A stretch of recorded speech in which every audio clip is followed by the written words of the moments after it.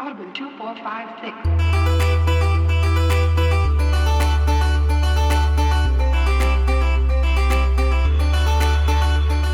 State of the Save is back with a very highly exciting episode. This is an episode I've been looking forward to doing for a long while. Why? Because it's on Resident Evil 4, the greatest video game that's ever existed. So you can just go ahead and turn the show off now. You now know the whole premise of this whole thing. No, once again, it's Eric here. With me, as always, is Michael. How you doing, Mike? Hello. Everything's golden. Good.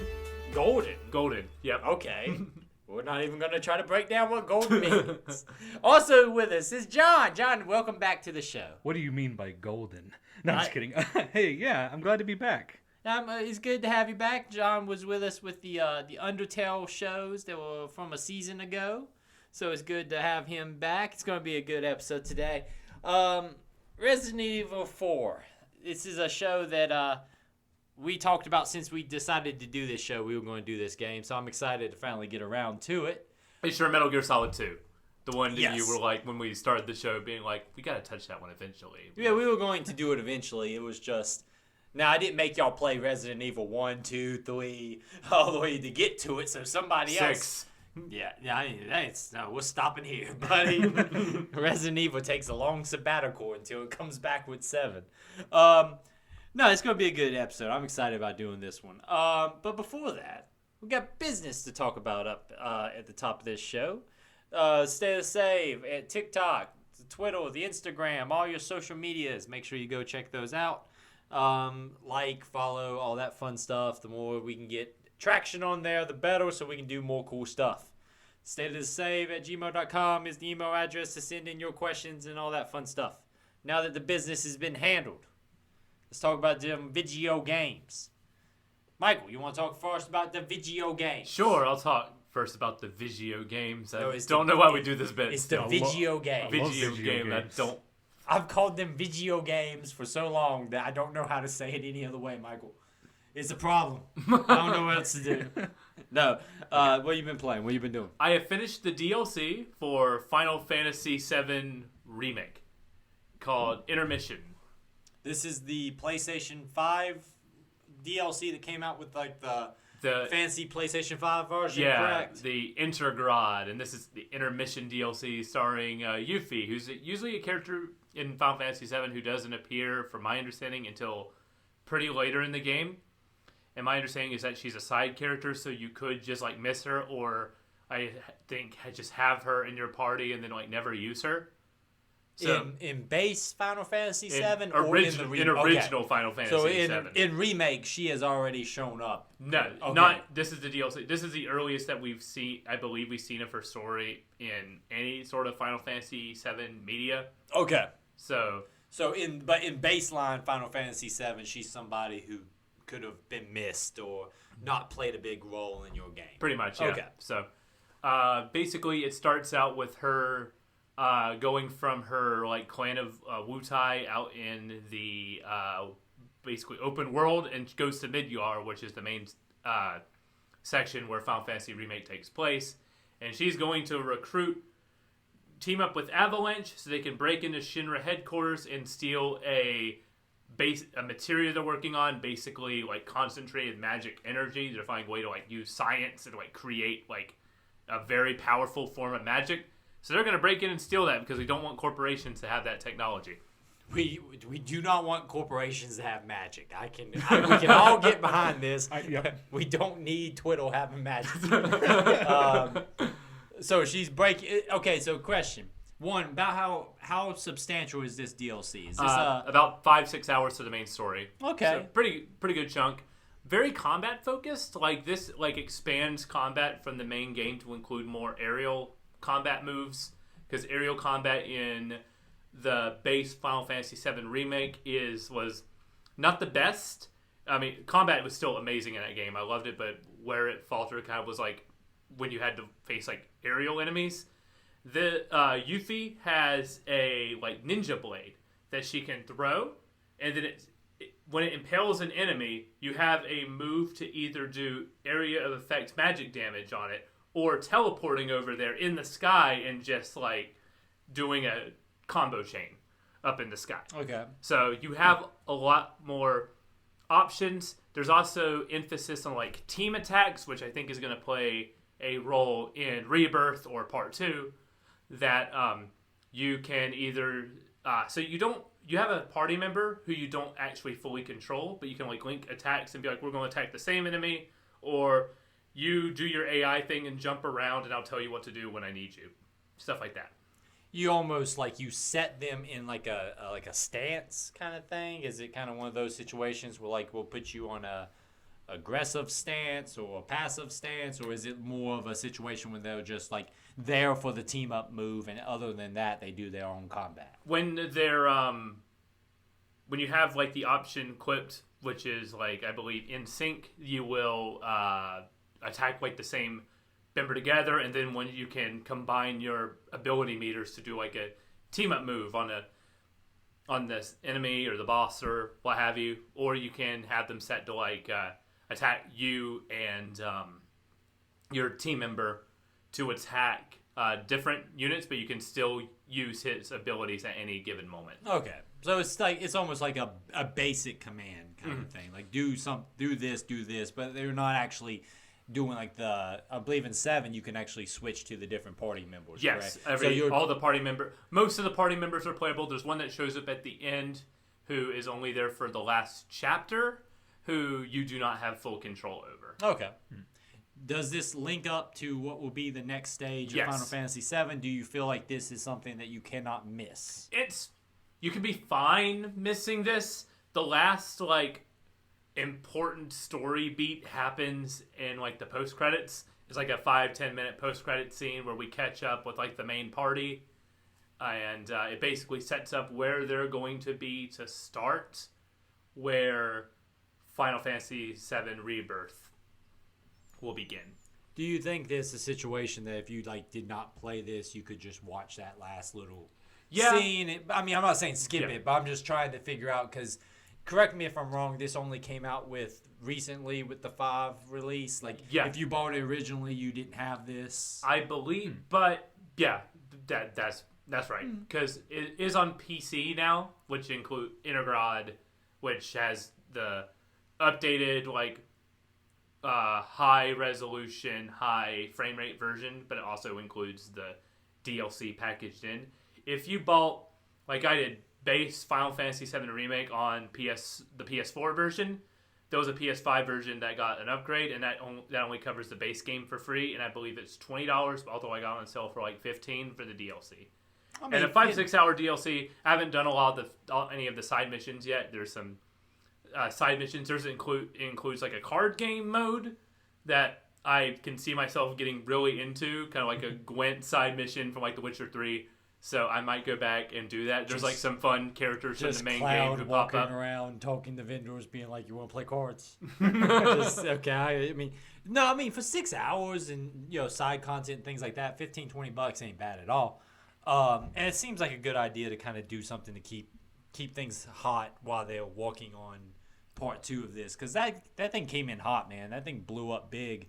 And it seems like it's a game. I don't care much about Final Fantasy. It's not a series I care about, but I think I would play that 7 remake. Just everything I've seen about it looks damn good. It's one of my favorite games of the past generation. Yeah. I fell in love with that thing in a way I was not necessarily expecting to.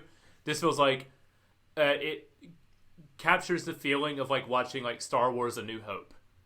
Like setting up like a big adventure to come, and also like giving us like a bunch of character moments with the Avalanche crew and where they're going, but also hinting at like a broader mystery that is basically setting up a different path from the original game that people are theorizing and like coming up with. So people who know the story of Final Fantasy VII is keeping them guessing too. Yeah. In an interesting way. I'm not going to dive into how that... You went into some more detail one time when we talked about this, and it does seem like they did more work than they had to, right? They could have just done a straight-up Final Fantasy VII remake, and everybody would have been happy and applauded, but it seems like they took a lot more risk with it than they had to, and it's starting to pay off. So that's really good.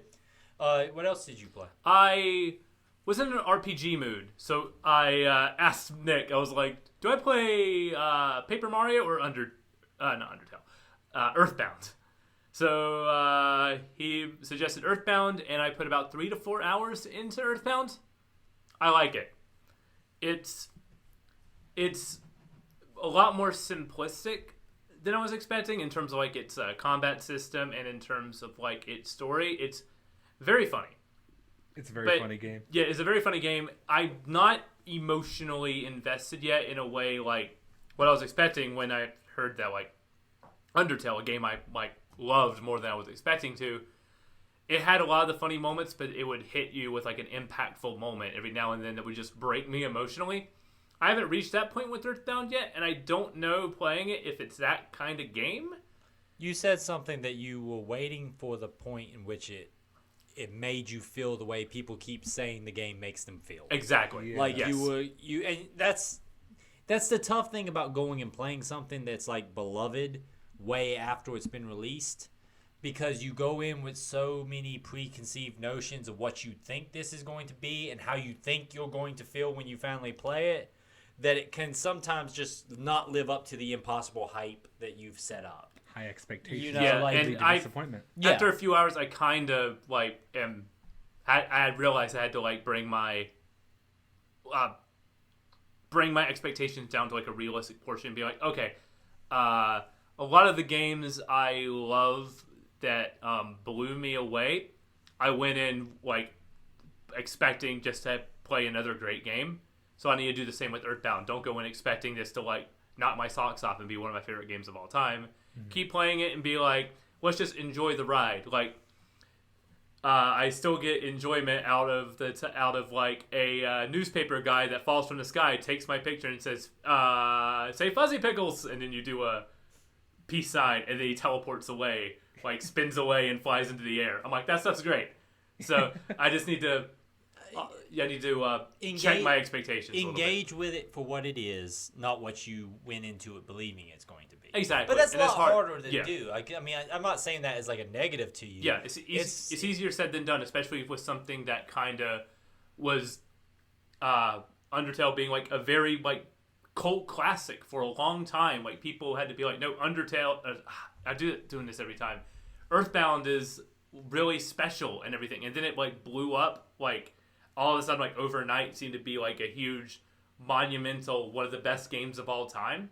So you assume that like, oh, these people, they knew what they were talking about. These are the core people. This was like this hidden gem for the longest time. They were like protecting this like gold, one of the greatest games of all time. And maybe it is to them. Maybe it is one of the greatest games of all time. But I'm not there yet. Well, I mean, and it's not fair of me, the game, to expect it after 4 hours into this RPG. And from my understanding, apparently the deeper story and the deeper combat comes in the sequel, the legendary sequel Mother 3, that we never got here. Yeah. I think it's a couple of things. Like, one, engaging with it for what it is important. But also, those people that are most likely so beloved, like fans, and so deeply committed to this game, probably did not go into it thinking it was going to be one of the greatest games of all time. It's one of those things they stumbled across, right? So I think, give it some time, but also being aware that, hey, this might not hit you the same way it hit other people who kind of stumbled along into it. It's like when, like from like a comics point of view, like when I finally sat down and read, like, I read Invincible all the way through. Like, I didn't read that when it was coming out, and I didn't read it till a little bit before the show hit, like maybe a year before the show hit. And, like, Invincible was like, everybody loves this comic. It's great. Robert Kirkman's, like, best work. It's probably better than The Walking Dead and all his other stuff he did. And when I read it, it was good, but it never connected with me in the same way people told me it was going to. It's just, sometimes it's all when it hits you and how it hits you kind of thing. But also, you have 4 hours into a long RPG like that, maybe too early to tell. Yeah. You can't force attachment to something. It has to like happen organically. Exactly. So I just need to kind of like sit back and just kind of let the game like take me for the journey it wants to take me on, not what I want this to take me on. And but that's harder. Yeah, it's easier said than done. It's easier said than done. And I'm going to give it definitely more time. Like I said, I haven't got any party members yet, so Ness is kind of traveling on his own at this point. So I'm wondering if that's where like it'll really click for me. I imagine that will be the turning point because it gives you more opportunities for characters to interact with each other and stuff like that. I think that'll like expand combat some because right Yeah. now it's just hitting A to go through menus and hitting attack, or whenever I'm low on health, then hitting spell, then hitting attack again over and over. I think you're just too early. Yeah, that's what The more I that's what hear I'm it, the thinking. more I think that, and give it a little bit more time. I'd like to see you check in on this next time and see how you feel. This. I imagine this will be a next few games that we talk. Just check in. How is Michael feeling on Earthbound? It may become Resident Evil Part 3. All of a sudden, Michael was like, Earthbound's great, yeah. Anything else you've been playing? That's it for me. John, what you been playing, John? Oh, well. This is the part of the show where we talk about the video games we've been playing. Well, thank you. I was confused. Puts away math book. Yeah, puts away. I've been playing. I was gonna say Resident Evil 4. I've been obviously. What? We have been too. How convenient. I've been playing Red Dead Redemption 2, and I beat Red Dead Redemption 2 yesterday. You don't know when that is, but I beat it yesterday. Your certificate's in the mail for being one of the people to see that game all the way through to the end. Yeah, I'm looking forward to it. From what I've heard, because I got some feelings about this game. It's a very good horse riding simulator, as well as a great character driven game when it's integrated properly. It's complicated because sometimes there are moments that just drag on, and it's like we were talking about this a bit before the show started, but it feels like the chapters drag on longer. It should be segmented in a way that it's like more bite-sized, because I find myself playing that game for hours at a time, and it doesn't feel like I've accomplished as much. But sometimes that's okay. It's really about the fun of the experience, because I don't really look at that game as solely a story-driven, like, fantastic game. Sometimes I just enjoy riding around the landscape. It's a beautiful, beautiful landscape. And finding the random world events that happen, those are fun. Rescuing a damsel in distress sometimes getting held at gunpoint and having to find a way to get out of the situation.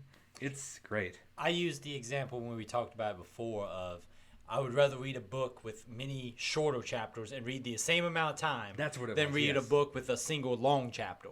Yes. And it's just like it gives you multiple exit ramps, right? Yeah, it's like I feel like I can't stop now. Exactly. And that's what's held me from playing through that game more, because I started it and I want to say I played like 4 or 5 hours. I got past the initial like stuff that takes place up in the snow mountains in the beginning. I got into that second camp there. I got pretty deep in there. Mm-hmm. But that commitment level per play of like if I'm gonna play Red Dead, I need to sit down for a couple hours. I need to be able to play. It's a pretty high commitment game if you're wanting to progress the story. You could just hop into the game right around and go hunting for a while, then bring stuff back to camp, and then check the log a bit and realize I'm the only one doing stuff. Exactly. What is wrong with you people? I brought back four deer pelts, and you guys have brought in like what, $2? Congratulations, thank you. I had so many moments of that in the game. Like, y'all are not doing anything. It's pissing me off. But there was one great moment. I'm not going to spoil who it is, but Arthur very satisfyingly kicks out somebody from the group, and it's like, oh, baby. I feel like that commitment level has the advantage of when you actually hit those major moments, it means something because you've been riding along with these characters and had so much time invested in it that when the major events take place, it means something. They nail. Yeah. And that's a tough balancing act, right? It is. You want to have a big enough commitment to the characters for these big moments to hit, but at the same time, I think the thing with Red Dead for me is I know that game is good. I know I would enjoy it.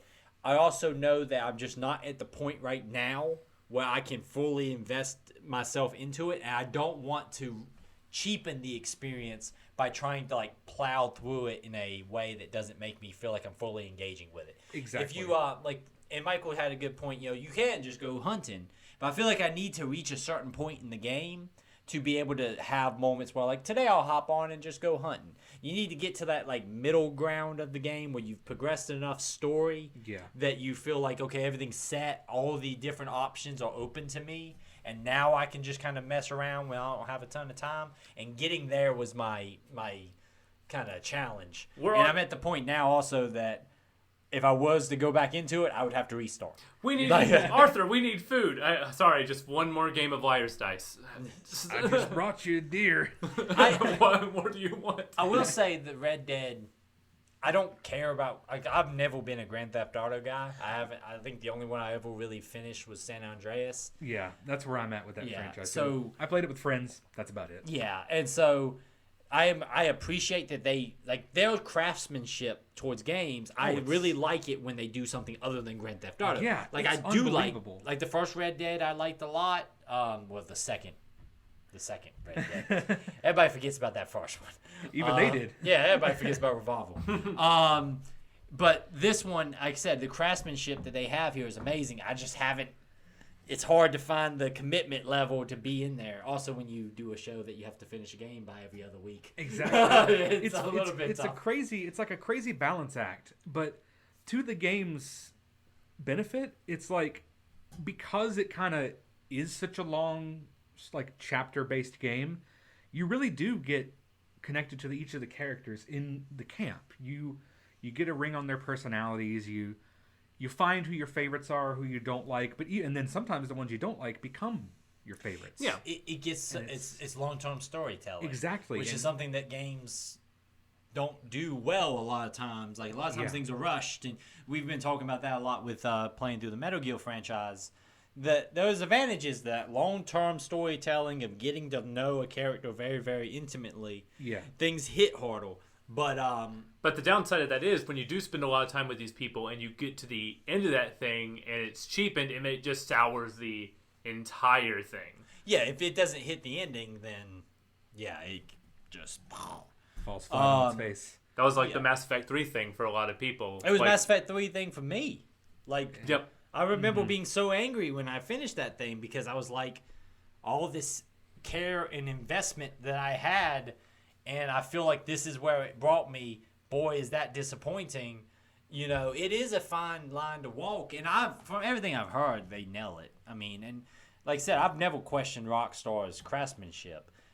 Just the Grand Theft Auto franchise in particular is not something that interests me. Right. But when they, like I said, my thing is, I need like a 3 months of downtime to fully enjoy this. Honestly, that's about how long it took me to play this game and beat it. I think I started it about 3 months ago. Michael, did you play through? I played about 15 to 20 hours. I just started chapter 3. Yeah. So I've like, right. I want to take that as like a slow burn, play through the game's like pace, and then it just got to a point where I just got along with other stuff, and then by a couple months later, I'm like, I don't remember a thing.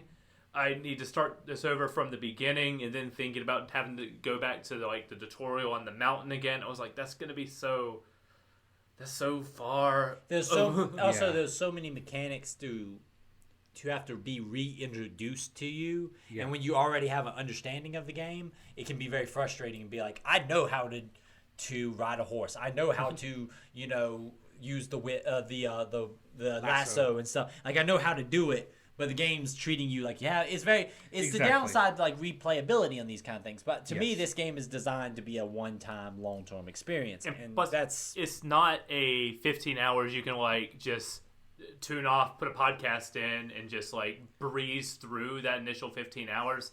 That game, more than like most other stuff I played, you got to be in the mood to fully focus on that game in every capacity. In every single aspect of that game. Yeah. Like the world and like the storytelling. There's no, unless you're like making like carving side quests for yourself. Like I'm going to go fishing and hunting and stuff today. That's when you can like tune out and everything. But if I want to get to the spot I was at, that would involve going through all the story again. Learning all the characters, making sure I hit all the side dialogue I got. Like, singing around the campfire. I'm like, I can't miss that this time. How would I set that up again? Will that come organically, or do I have to force that? Trying to hit those moments again terrifies me Yeah. that I won't hit them again. So I haven't Exactly. gone back Some to of it. that's the nature that video games makes us all completionist. Yeah. I have to see all the content, and that's not that's not a bad thing. It's just if you were into video games, you want to see all the cool stuff, right? And with a modern day Rockstar game, that's hard. Yeah. And also, one of the things that for me is, I can go hunting and maybe zone out. Yeah. But the game is such a good job of creating a world that I feel like that's cheapening the experience because I want to hear all the sounds and ride my horse there and see all the beautiful scenery. And it's just a very engaging kind of game. And you have to me, it's what stops me from getting back into it. It's like, do I have the time to fully engage with this?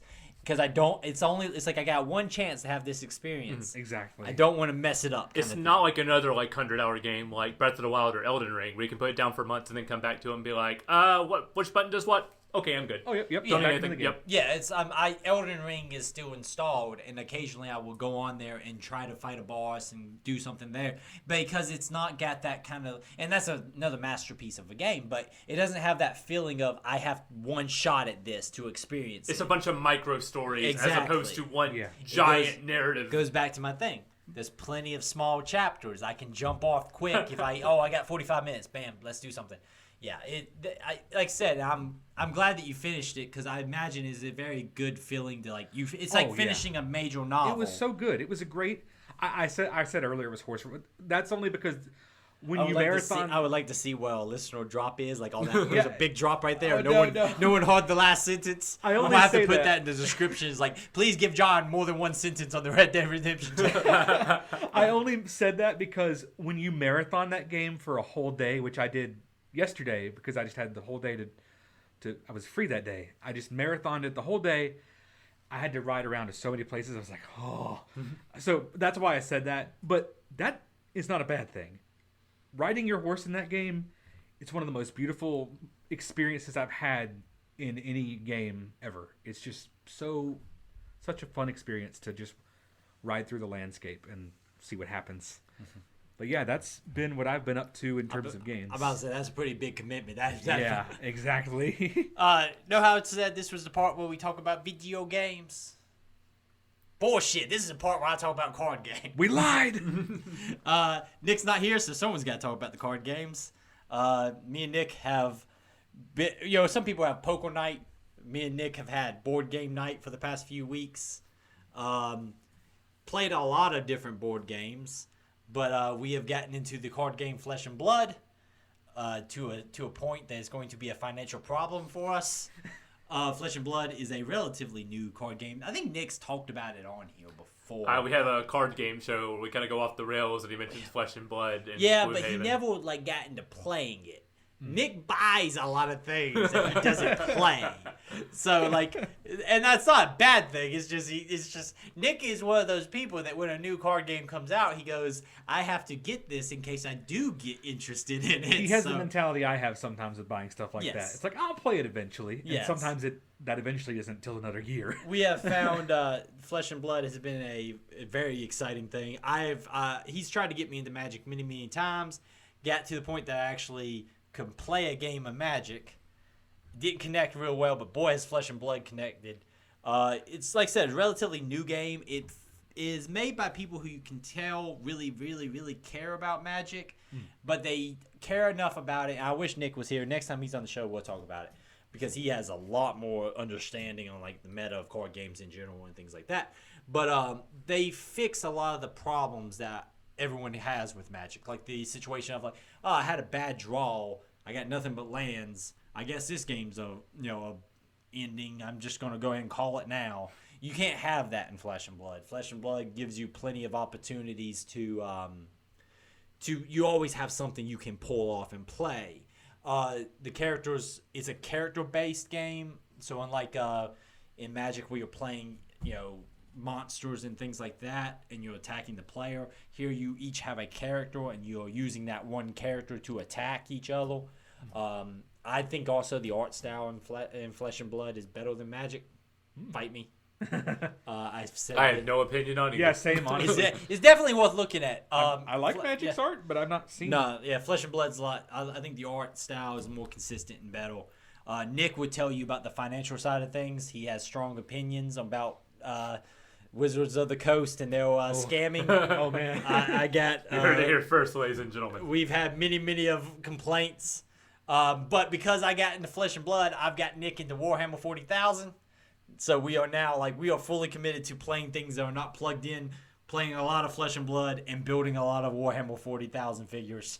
I am not good at painting. I should distinguish, but I am painting a lot. I should distinguish card game when I'm looking up images of Flesh and Blood art because yeah, then you're gonna get that mini series of a family in cardigans. Okay, that's not as bad as I thought. see worse things. I thought you were gonna get a something awful board or something. Just you want to see some Flesh and Blood, kid? Come on over to this website. This plays well on an audio show, but this art is nice. It is very nice. It's a very good game. It's a newer game, which was appealing to me. Although if you told me they were Magic cards, I'd believe you too. So I don't know. From a visual point of view, there is some distinctions, and also the game plays very different than Magic, in my opinion. I believe that, yeah.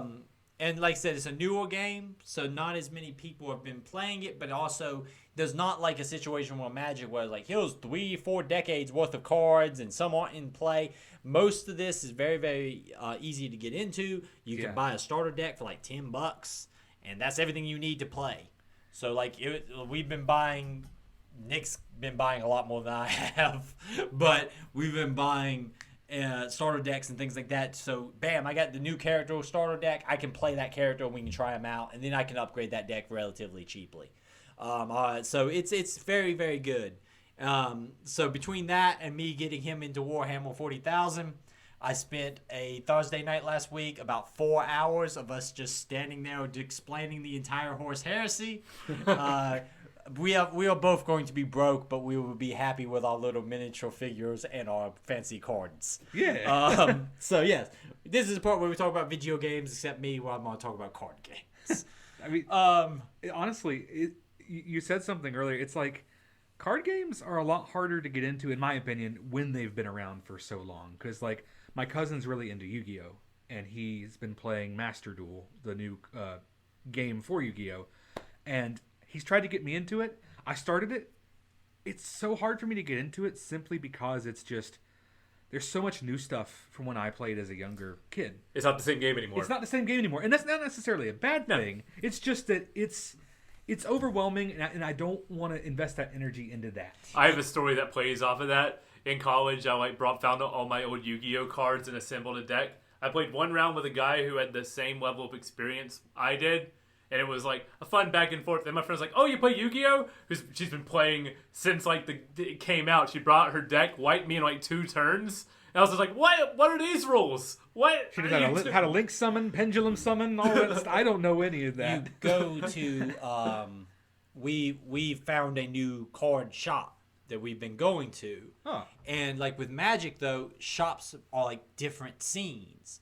So the shop that Nick's been going to and I've been to a few times plays a particular style of Magic. This new shop doesn't play that style. They play modern. So it's a situation for me as a guy who's just getting into it, I was like, well, damn, these guys don't even play anything that my deck walks on. And things rotate out of the meta so quickly in Magic and out of available game. That shop, those cards from 6 years ago, they don't even let you play in that shop in their tournaments and stuff. And Flesh and Blood being a relatively new game doesn't run into a lot of that. There's only really 2 kind of versions of Flesh and Blood. There's Blitz and the extent, Commander or whatever, which is just added cards and higher health points. Very easy to get into. So that's why that's been so easy for me to get into compared to Magic, where it's the new shop we're going to doesn't even play the kind that Nick's been playing for the past 10 years or 5 years. Jeez. So it's a situation where it's it's constantly having to keep up with things, where this is a lot more easier to be I got my character I care about. I'm going to upgrade my one deck for this one character, and we'll go from there. Instead of having to be this shop plays this style, and this shop over here plays this style, and then they play Modern on Thursday nights, and then they play this other version of Magic on Friday nights. So which one did I show up for? It's a whole thing. But yeah, and then for 40K, I just got Nick into it Viva Space Marine Blood Vampires. I was like, hey, these guys are vampires. You want to talk about that? And now he's fully committed. I'm very, very happy. Neither of our wives are happy. The amount of money being spent is a problem. But that seems like somebody else's problem. No, instead, you know what we should talk about, though? We should go back to the video games.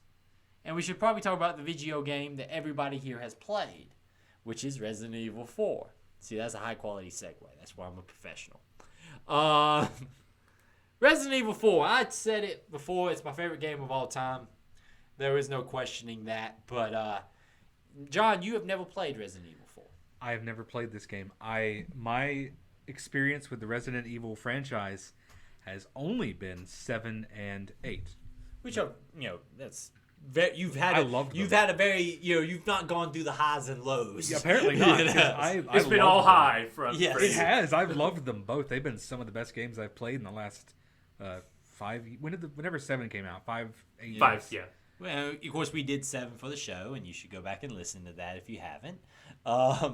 But we did not prep you with 4, that 4 is a very different game than those two. 4 is a very different game than the games in the franchise that came out before it. It's a very different game from any game I've played before. Some could say it's the greatest game. Michael, you've played Resident Evil 4. I played it probably 3 times. So you're the mid ground. I'm the middle ground. Yes. Is Resident Evil 4 your favorite Resident Evil? Yes. Because you played. Yeah. You've played. 2 Remake was great. 2, I love 7. 3's not in the same conversation because it's a much shorter, tight thing. And I played Code Veronica. It's definitely better than Code Veronica. And the remake of 1. So I've jumped all over. You've played, though, a version of every game up to 4, though. Because you played the remake of 1, 2, and 3. Code 1, 2, 3, Code Veronica. I started 0. I'm going to eventually get through that thing, maybe, if the item system doesn't break me. Yes, exactly. But, yeah, so I've jumped all over the place with this series. But 4 might be the best. I don't know. So let me correct you. 4 is the best. Okay. My mistake. Yeah. Sorry for doubting. Yes, I just want you to go ahead and be aware of this. Okay. I am very familiar with this franchise. I've played 1, 2, 3, 4, 5, 6, 7, remake of 2 and 3. I played Code Veronica, but I don't think I ever finished it. Sounds about right. Yeah. You probably got soft lock somewhere at a boss. It's hard to remember, but yeah. And I think I played a couple of did I play Revelations? One of the Revelation games? I don't remember. But I played the bulk of this franchise. I've not played 8, but now I just think I might wait till they get the third person mode. That's what I'm doing. Idea that they're going to do it. That gold mode that's coming out in October will have a new story campaign, reverse, and a third person mode for the main game. Whoa. So I'm waiting for that. That's cool. I'm getting that when it comes out. I will say this, and this is off topic, but if you like this one, remakes of 2 and 3 are very, very good. They're so good. Michael talked about 2, and 2 is an amazing video game. It's probably my second favorite Resident Evil game is remake of 2.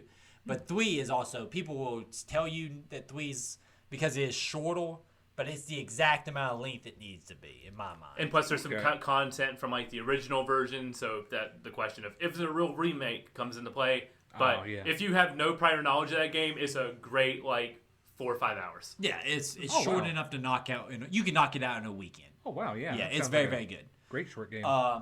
But 4, I've played through 4 at least a dozen times. I told y'all I think I've played up to the end of this section right here about 20 times. So you said 20. I was like, oh. Yeah, this is not this. Some of this is muscle memory at this point. I think Pokemon's the only other franchise that comes to mind for me that I've replayed that many times. I described it as my comfort game. When in stress, play Resident Evil 4. Which I find ironic in a way. I played this when I had my second child in the hospital. There was a lot of not sleeping, and then the baby sleeps, but you can't sleep. So I played this on Switch just as my baby is sleeping. I'm going to sit beside this baby and play Resident Evil 4.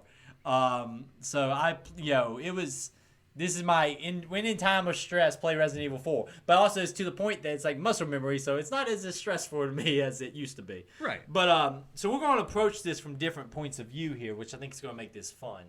Also, one of the things exciting is, of course, this is getting the remake treatment next year.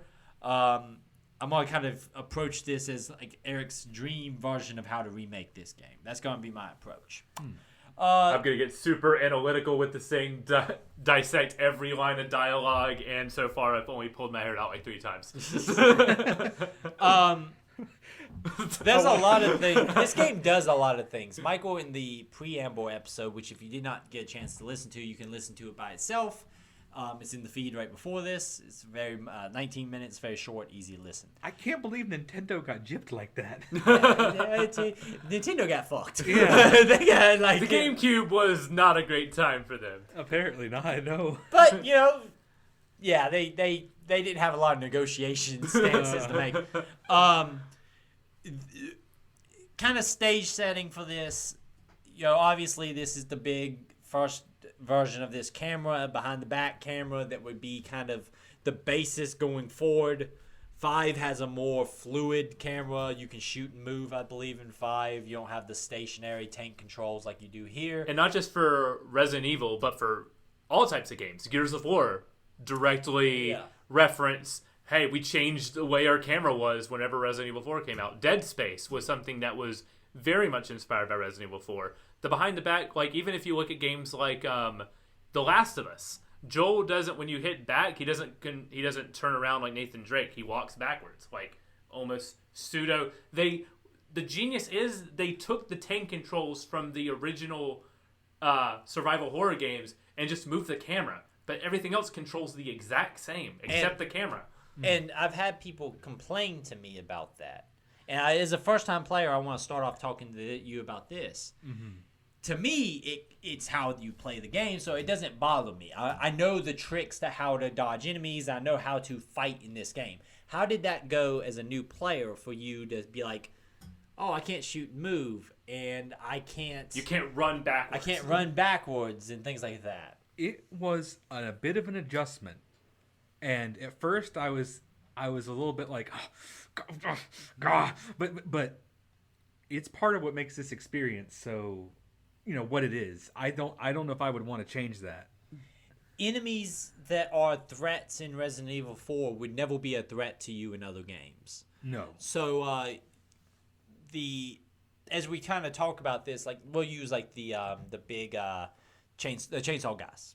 Yeah. Yeah, like in another game where you're extremely mobile, those guys wouldn't be a problem. You can back run, you can dodge them, wouldn't be a big deal. In this game, when you're running with the tank controls, those guys move just fast enough that you can't just ignore them and walk backwards.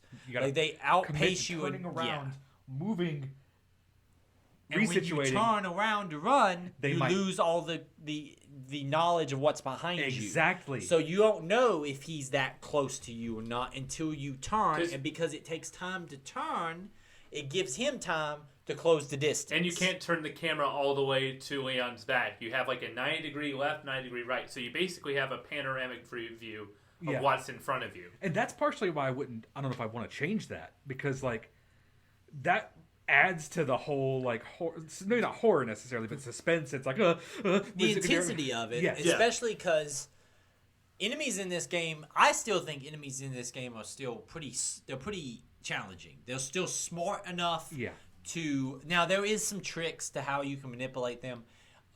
Some of that is only if you really want to dig into it, but, like, they have an ability to hit you from a distance. Yes. They have an ability to trap you.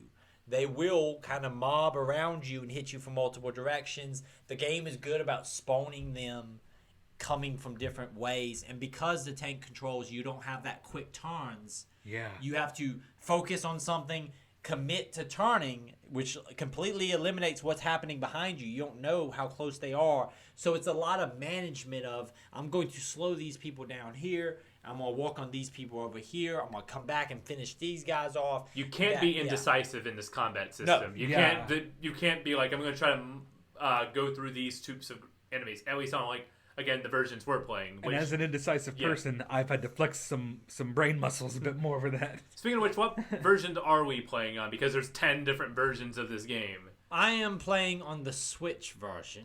Okay. The reason why I'm doing that is because I don't think I ever finished the Switch version, and I want to have that available so I can play Mercenaries anytime I want. That's a good reason. Yeah. I'm playing the Xbox One version. Nice. I am going to upset all kinds of gamers with this. I'm playing the PC version, but with an Xbox controller. This game's meant for a controller. That's what I I think. Or a Wiimote. Well, because yeah. I heard the Wii version breaks the game's difficulty, but it's also a lot of fun just to be able to point and shoot where you want at a moment's notice. Super accurate shooting would break makes this game. I mean, because you can shoot the dynamite easy, you can shoot the weapons out of the air. Yeah. Now, I will kind of argue the point that the game has some kind of aim assist, and when you take down sights, it will kind of put you in the direction of something coming at you. Yeah. So if they throw a weapon at you and you aim down sights, most of the time you'll be able to pop it real quick. Yeah, if you pop it, it'll usually deter. That's a good kind of trick also is to back out real quick and go right back into it, and he'll usually be able to hit it real fast. Mm-hmm. So I think you're playing it in a valid way. I don't think that's anything. No one should give you flack for that. Yeah. I don't know how mouse controls work on this game. I think it would be worse. I think you would have a significantly worse experience playing this with a mouse compared to a controller. There's some games that they have to be played a certain way to get the fullest experience. The original PC port did not have mouse controls, so you had to control the gun using the keyboard. Oh, no. You want a nightmare. No. Yeah, especially I'm thinking in some parts that we haven't got to yet. That's a problem. Yeah. My notes are very, very short because I have this thing damn memorized. But let's start us off. Game does a great job of getting you into things quickly. Leon Kennedy, former one-day police officer of Raccoon City, is now working for the president as a member of the Secret Service. Got upgraded really fast. Yeah, you just jump from rookie cop to Secret Service member, no problem. But in Leon Kennedy's his defense, he also survived the city being nuked. It was a really bad night. He took down. He had a bad. So Leon is in 3. He's in 2. In 2. Leon is one of our playable characters in 2. You play as either Leon Kennedy or Claire. I thought this was his debut game. No. Okay. So he's in 2. There's going to be some references. He makes some jokes about being a cop for a day. Because he is reporting in the events of 2. He is reporting to his first day on the police force. Oh, yeah, I remember he did mention that. And I was like, oh god. Where he mentions it to Lewis at one point. He's like, "Yeah, I was a cop too for a day." Leon Kennedy is great. I love Leon Kennedy. He's one of my favorite video game characters of all time. He's pretty great. They do a wonderful job in Resident Evil 2 Remake of him being a younger, less experienced version of this character. Huh. He's a lot more. What do you say? Green. Yeah, he's green, but he's also a lot more idealistic. He has a lot more hopes, and he still believes the best in situations. In an unbelievably horrible situation, he wouldn't say, "Where's everyone going? Bingo?" Yeah, he's not. Well, the best lines in video games. Yeah. Yep. He can understand things are bad. He's not jaded. Resident Evil 4, Leon's jaded as hell. He's very jaded, but I love it. He's like, nothing can kill me. I survived a nuke. I survived a nuke. I fought through zombies. I think I might be jaded alligator too. monsters. Alligator monsters.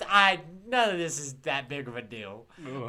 He is in the backwoods of. I believe this is supposed to be Spain. Did the Spanish guitar not give it away? No, but here's the thing. It's supposed to be Spain, but they never state it. Yeah, it's not. It could be Portugal or something. But also, everyone speaks the Mexican version of Spanish. Yeah. Even though I think this is clearly supposed to be in Spain. Yeah. That's probably because somebody at Capcom got confused. A lot of barriers of you're telling me both that translation and regions. Yeah, they're like, there's 2 versions of Spanish? Who told us this? Also, I love that he says, for all intents and purposes, Umbrella was finished, and that their Umbrella wasn't dismantled by the government. Their stock just took a dive. because of the stuff that happened. Yeah, that's my favorite thing. Is they're publicly traded companies. So when it came out that they were responsible for Raccoon City, everybody's just like, sell now, sell now. In the world of Resident Evil, there is a subreddit somewhere called Umbrella Diamond Hands, and people are just like, no, you gotta hang on, guys. It's gonna bounce back. Trust me. So when they became a PNC in 7, they're like, finally, retribution. Exactly, yeah. They're like, that. we knew it. Sell. Because I only played 7 and 8, I was like, Umbrella's a pharmaceutical company? Yeah. Oh, yeah. Things took a turn. That might have been hinted. That might have been mentioned. I just don't remember. It's been. Let me tell you about Albert Wesker. He's a man with sunglasses who causes problems for a whole bunch of people. Moving on. He gets superpowers. Yeah. We'll get there. I think I summed it up nicely. We'll get there. Leon is here because the president's daughter, Ashley, has been kidnapped. And they sent one guy to go find out. As you do. If we learned anything from any of the games we played, one person is the most effective. They thought this might be a suicide mission based on what happens. Like, my favorite thing is when they send Leon, is they send him with these two dorks from the local police department. And like they just send him with a photo. Yeah. Go to this country, walk around with this photo of my daughter, and maybe you can find her. I know this is the president's daughter, but good luck. Leon's got he's got but in another country that wouldn't be as meaningful, like that it's the president's daughter. Well, and also it's just a photo. Like it's not even like a dossier on where she's been. He just has a vague location and a picture. Yeah. But Leon Kennedy can do it because he's Leon Kennedy. I like the fact also you're teamed up with these two dorks. They are taking you out there. They do not last long. No. We get our exposition as like the guy gets up to take a piss. Yeah. That's where we're at. It's like, I'm out here to do a mission to save the president. And that's basically the tone that the story in this game takes. Right away, there's something that broke me. Is like he says something is like, "How'd you get here, cowboy?" And then Leon like is looking at the person, but he's looking directly at the camera. And he goes, "No, that's a way to break the ice," making it look like he's breaking the fourth wall. It takes me out every single time I play it, but it's beautiful. I remember. I wrote this. My note is this script is gold because. I'd like to emphasize every single line of dialogue in this game is the most insane thing a person can say at any given moment. Like, the one of the cops gets out and takes a piss. And he's not even gone for long. But he comes back, he's like, I'm sorry it took so long. And I'm like, he was gone for like 2 minutes. It's like, brother, I mean, sometimes it takes me that long just to find the proper freaking urinal. I mean, damn. I see, cut the guy a break. But, like, my favorite thing also is, yes, the dialogue is insane. But it's consistent. Yes. Everybody talks like Leon. Yeah. So it doesn't come across weird. That's just how people talk in this universe. Exactly. Like, if Leon was the only one talking like this, it would be weird and off-putting and you wouldn't like Leon. But everybody talks like this. Everyone's a slight dick to each other. Like, Leon is starting off like a dick to these guys. Yep. These guys are a dick to Leon. Like, it's just... This is just the way the world works, and it's perfect. Resident Evil, more like Resident Passive Aggressive. Yes, everyone is irritated. And I want to talk about this. I'm going to talk a lot about certain moments in this. This game is not a horror game. Surprise. Yeah. There's very little horror elements in it. Yeah. There was stressful elements, and there's some creepy stuff, but nothing horrific. No. There'll be horror bits coming up, but the overall tone of this game is that it's a creepy action movie. Yeah, it's campy horror. Yes. Yeah. It's Sam Raimi, not John Carpenter. Yes, and it's a lot of body horror, so if that's something that bothers you, but like most of it, even the body horror is so over the top that it's hard to say it's scary. Yeah, it's just it's not like you see like some eyeballs like pop out, but then it becomes like a crab monster out of this person's head, and you're like, okay, cool, that's just something that happens. The game leans more into cool than anytime it does a sequence, it's like here's something cool instead of leaning into something scary. Because that was the original design philosophy, which led to Devil May Cry. Then they try to go horror again, and they're like, that's too similar, and so they lean back into the cool, and that's what we kind of get. We get a hybrid of like some of the scary elements, but with a lot of the cool thrown in. There was also a very easy path into turning this game back into a horror game. the remake looks to be focusing more into a horror aspect. And I'm going to mention this several times throughout this, that there's a lot of potential here to be horrific.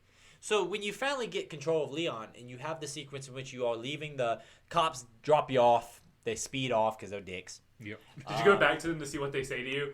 I've done it before. And They're like, don't you have a mission to do, cowboy? Yeah, they just kind of... You can backtrack a lot in this to get little sequences. There's several hidden cutscenes in this game. Yeah. By just going back through places. Cutscenes? Yeah, full-on cutscenes. We'll talk about one. Yeah, there's shortly. one that's like very important. Well, not very...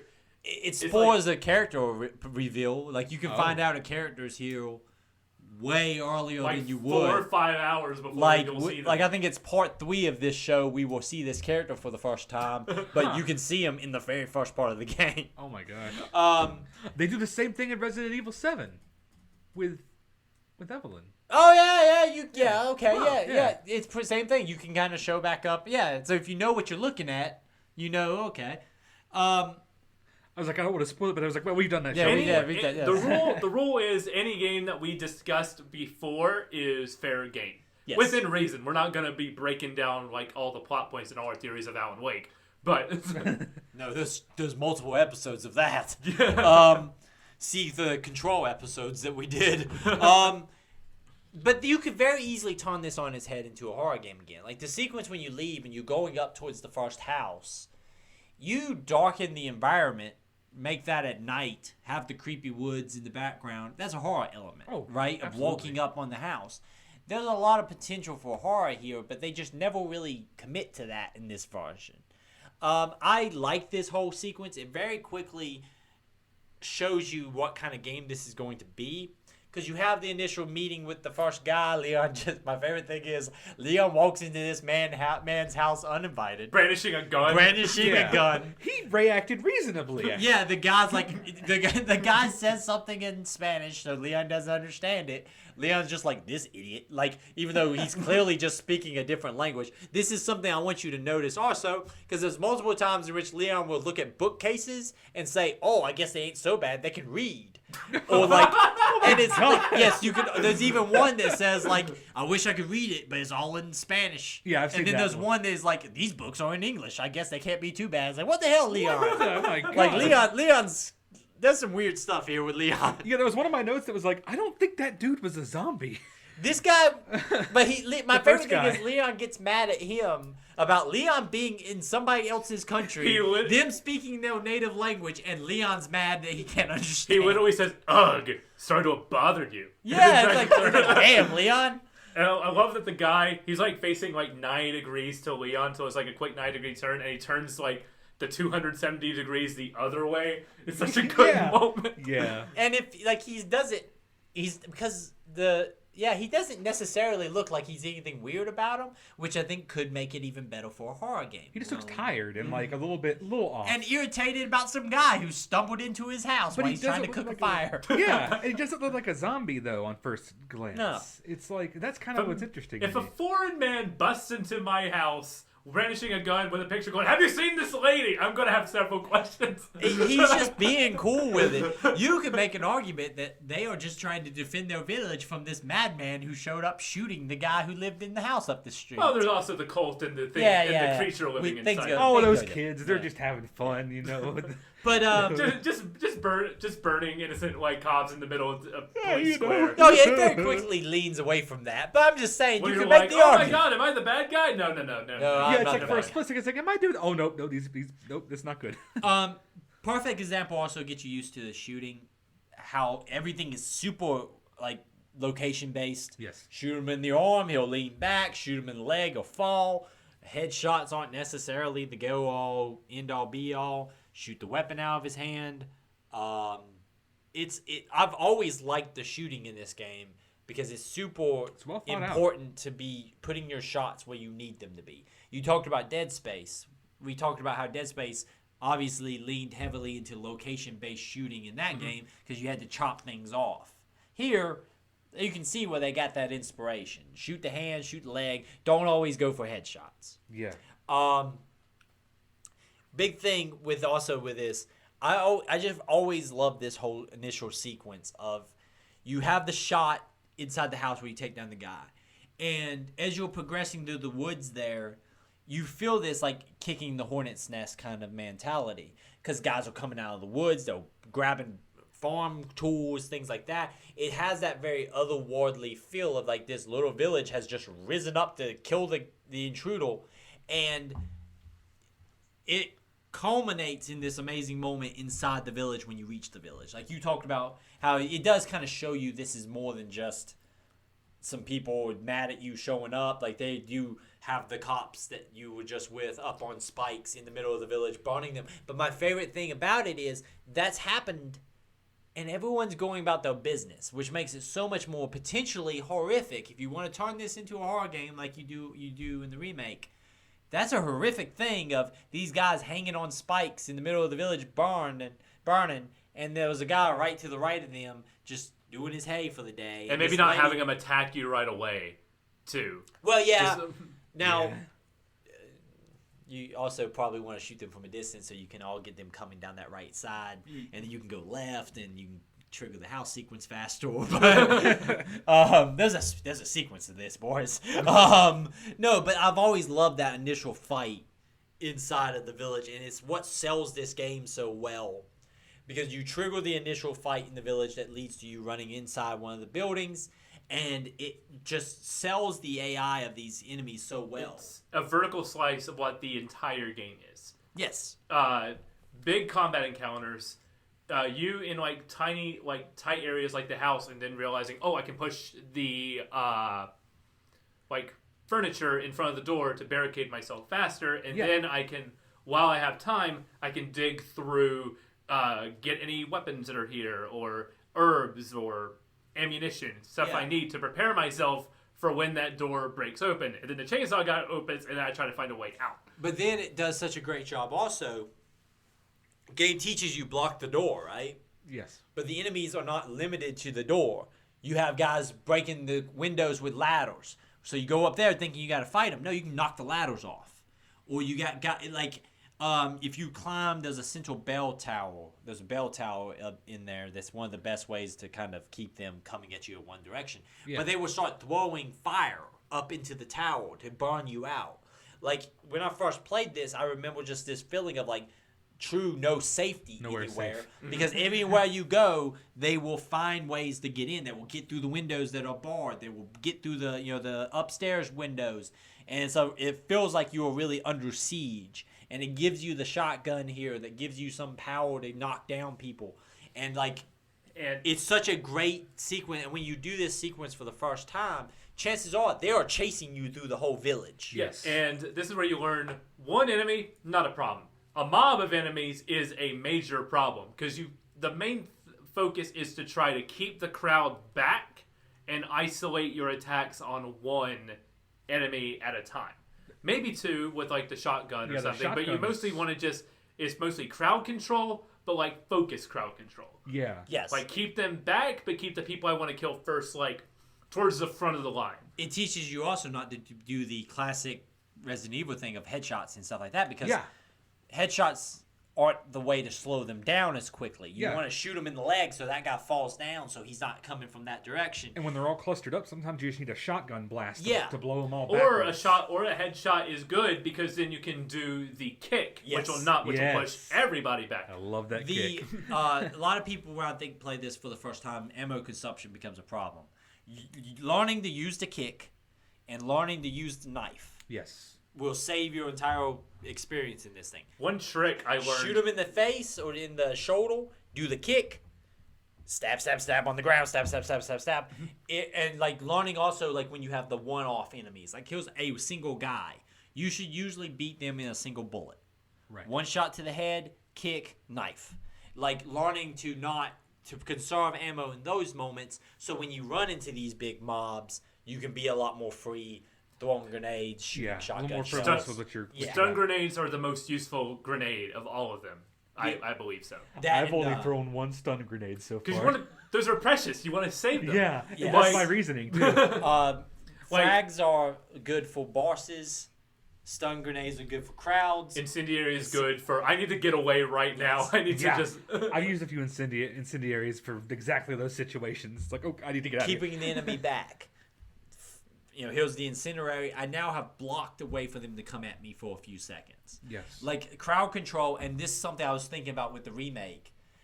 This is horrific in itself. Like, this game doesn't play it super horrific, but the concept of a mob of crazed people with axes and picks and that look stuff relatively like that. normal in terms of their appearance, just a little off. Storming out with butcher knives and stuff like that. That could be terrifying. Yeah. And I feel like if they lean heavily into that insanity of, like, the crowds coming at you all the way, this whole sequence is scary because barring the intervention of the bell ringing and running everybody to leave, you are going to eventually fail here. Like, you will run out of ammunition, they will pin you in a room and kill you, but someone, there's an outside thing that saves you. Yes. But, like, also the introduction of the chainsaw enemy, a one shot, he gets you once, you're fucking dead.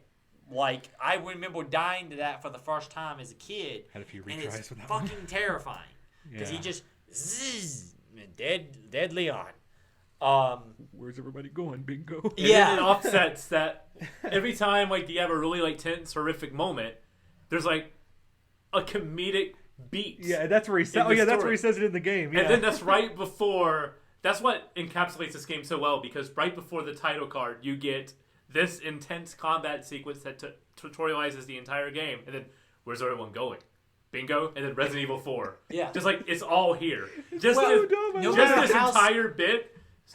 Throughout this entire game, that's Resident Evil 4. No matter how scared you get, Leon's not scared. No, he's not. Like, no matter how bad things are, Leon's not bothered by when it. you die, he doesn't scream. It's to an unnatural It's what he extent. said. It's like, oh no, ow, I'm dead. I guess. Spoiler for Ashley's arrival. When Ashley dies, he just kind of shakes his head like, shit, I've already booked 2 seats on the way back. I let Ashley die once by accident, and that was his reaction. I was like, "That's your reaction, Leon? This is the whole reason you're here." Leon just takes things very much in stride. I think this is the best opening of a video game of all time. It's It's up there for me. Yeah.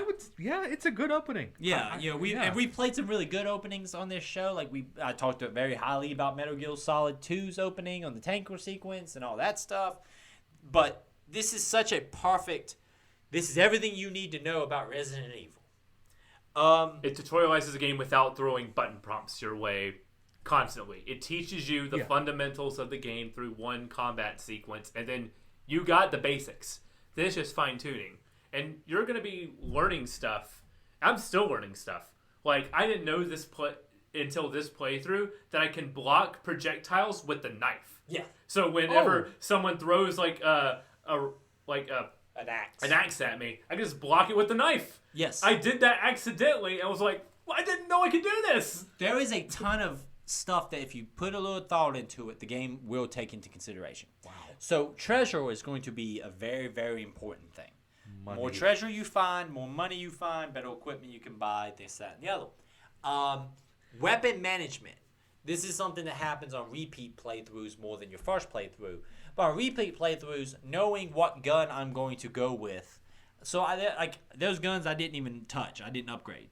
Because I know I'm going for the next one. So I'll wait. Usually the Red 9, which pops up, which is the one that comes. You can also buy the stock for the pistol. The Red 9. That's usually my go-to pistol. Wow. Now, I'm not going to use it for this one. Really? I'm going to use the Blacktail pistol, which you get at the beginning of the castle sequence. Gotcha. So I used the Punisher, which is the unlockable That's the pistol. free one. That's the one. That's the free one you get. With the plates, and that's the one that can shoot 2 enemies. Yes, That you was can go really good for crowd control. Yeah, Yeah. really good for crowd control. I got but that one. I am going to go with the Blacktail this time just because that's the gun I've never really played through the whole game with. I'm a Red 9 man. That's my baby. Yeah, I the love the Red 9. But learning what guns you're going to use, that's why I think this game works so well in repeat playthroughs, because knowing this gun right here, this is my gun, so I'm gonna fully upgrade this thing. Yeah. This thing over here, I know this is my get to the next one. I want the riot gun, so I won't upgrade this shotgun. I'll get the riot gun. Because you can just throughout the game, it divvies out the upgrades in strategic ways, so that starting pistol can get you really decently far into this game. I've with played upgrades. through this whole game with the pump action shotgun being my main shotgun. Oh wow, yeah. I still have it, so I'm like, Yeah. And I've been upgrading. There's going to be moments in the game in which the game gives you like a whole new suite of versions of your guns. Like, hey, welcome to insert this place here. Now here's all of these versions of the gun. But you can stick with the one you have and just upgrade that thing to the max. And some of them are better than the ones you will get. Some of them aren't. And there's a lot of meta strategy to that. And you're not pigeonholed to what you do. If you realize, I messed up my loadout, you can sell that gun, get a new gun, and really, this game encourages like experimentation because that merchant is literally everywhere. I love that dude. Yeah, no. Yeah.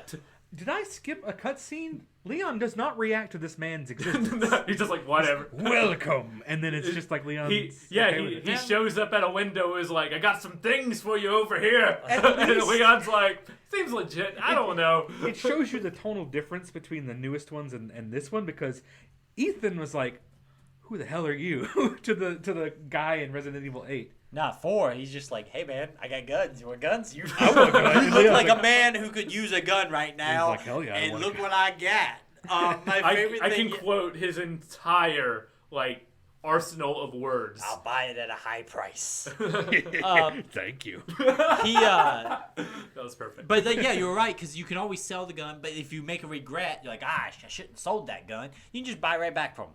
You know, it's not like it's not the end of the war. Not gone forever. But like one thing I always kind of use as an example, there's several sequences here where there is items hanging over wells and things like that. If you shoot them, you have to fish them out of the well. But if you shoot the wooden piece that's holding the well up, it'll fall. You can shoot it then, pick it up, and it's worth more money. I wish I knew that. There is also gems that you will find, and there is treasure you will find that will have holes on it, that you can find other treasure, put it together, and sell it for even more money. I've been looking out for those. Resident Evil 8 taught me those. Yes. So learning that kind of stuff, that's a lot more, like, it's more than it even has to be. Yeah. Like, it could just be pick up gems, sell them, make money. Instead, it's like, well, don't you really want to sell this gem? Because this gem goes into this. And then you can sell it for all. Or you're like, I don't have the 3rd gemstone, but I'm just shy of this gun upgrade. If I can just sell it, I can increase my reload time, but just that much. It's like a constant balancing act of waiting worth the reward. Or or I could be like, I could just kill a couple more enemies and they might drop that stuff. Yeah, and because they do drop enough money usually that you can get something. Yeah, I've never felt like I've been by the next stop you can get something. Yeah, from just enemies. Exactly. I've never felt like I've been like horribly depraved of money. I mean, not overabundance, mind you, but it's like just enough to get some stuff I need for each major part of the game. You always feel like you're progressing. Yes. Leon's getting stronger in battle. Mm-hmm. This leads, after Leon's kind of survival of the village itself, the game gives you more of a straightforward Resident Evil 4 experience here. You progress through the village looking for Ashley. Save that dog. Well, you saved the dog before. Save that dog. Yeah, you saved the dog before the village. Okay, but I just wanted to emphasize save that dog. Always save the dog. If you don't save that dog, you're a monster. I don't think I've ever played this game and not saved the dog. How could you not save? I saw the little. I heard whimpering. I was like, "Where is it? Where is it? Where is it?" And then I found it, and I was like, "Oh!" And one of my favorite things is too is a straightforward, easy way of showing you like those traps. Look, the dog hit the trap. Now you know to look out for traps. But that didn't stop me from hitting 50 more bear traps. That and the learning to use their dynamite traps against them is very, very good. Because once you learn to bait, those idiots will walk into them all the time. And there's several sequences in which you can just progress through the whole thing without fighting anybody and just be like, hey buddy, I'm right here. Come on, little guy, come on. And also, boom. Also, guys with dynamite are the biggest killers of their own people. If they don't mess up and throw it themselves and kill themselves, usually you just pop their hand and then everyone dies. That one section where they got me bad was where they're throwing them through the windows of houses. That was hard for me. That was the first time I was really stuck for longer than I feel like that's the sequence we're at right here where you're progressing through. Yeah, it's open farms and those many of them throwing through broken buildings and stuff. It will catch me by sometimes. Like, I usually don't get caught by these guys very often, but occasionally and it goes back to the camera, you don't have a ton of spatial awareness. Yeah. So sometimes you'll hear it get thrown, and you're not exactly sure where it went. That was my problem.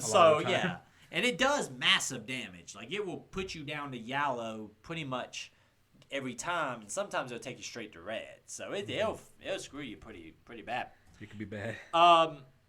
As we're venturing through, we meet our first buddy here, Luis. Oh,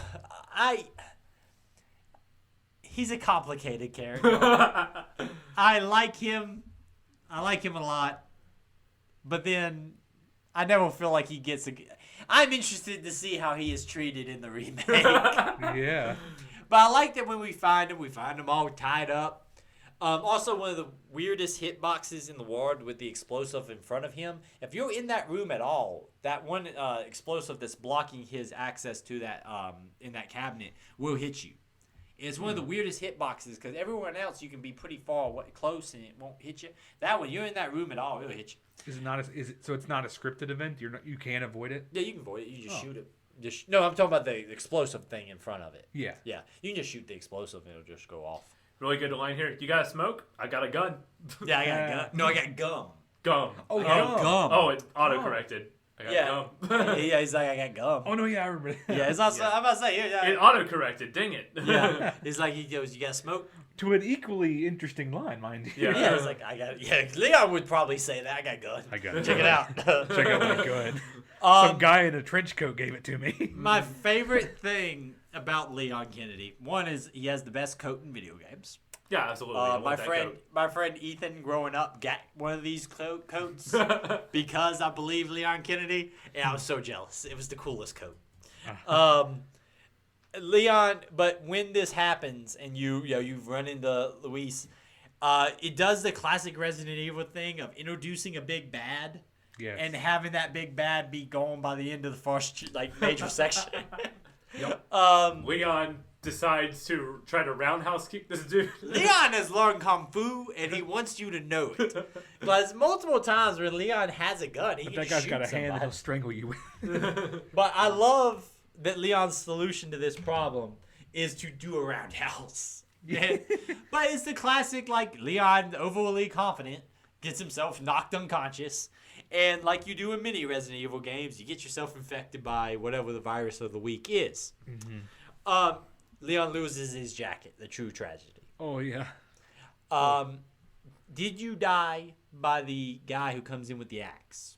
Because this is when you start getting into quick time events and cutscenes.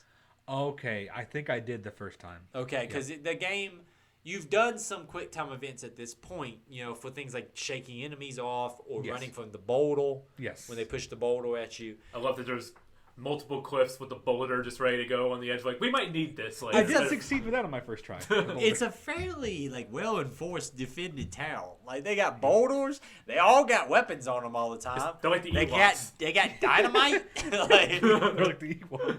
Like, they're pretty well equipped for a little middle of nowhere town in Spain. They're True. They got strategy. They use strategies after a while. Like, they're pretty good. And Louise here also gives a lowdown of what the cult is and how there's Sadler's basically leading the thing and they're keeping Ashley inside the church. Yeah, she tells you where Ashley's located. My favorite thing about the cult stuff too is there's pictures of Sadler on the walls in multiple places. Yeah. And then Leon calls him a sinister looking fellow. Yeah. Well, one of my favorite things also is it explains the hierarchy. And that's something the game does a good job throughout the entire game. Yeah.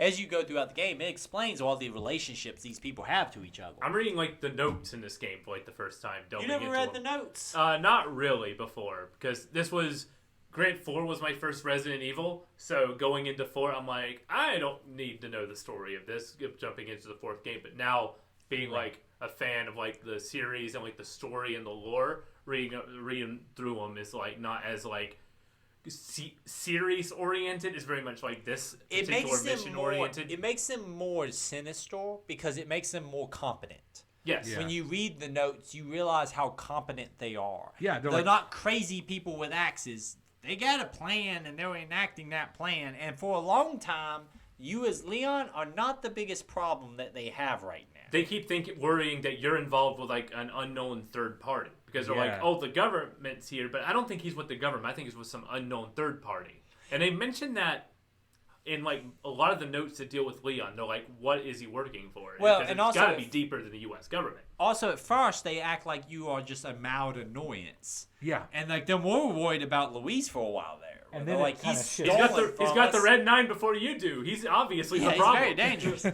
But like, further in the game. But that's always something I liked about the notes is it makes them a lot more competent sounding. Yeah. And it also makes them kind of explain why they ramp up coming after you. Because for a while there, you're not even their biggest problem. They got other things to worry about. And then Leon starts to cause enough issues that they're like, I guess we need to kill this guy. And some of the notes will give you details on like what to expect. Yeah, there's a straight up note that tells you like we're going to ambush him. Yeah, exactly. and which is very, very helpful. First major weapon you can buy here is the rifle. The rifle is very underrated. I've always said this about the rifle. I don't like the rifle. You don't the rifle. Not this one. No, this rifle. Yeah, the other rifle, the next one you can get is very good too. But rifles in general, for me, are very, very important for ammo consumption.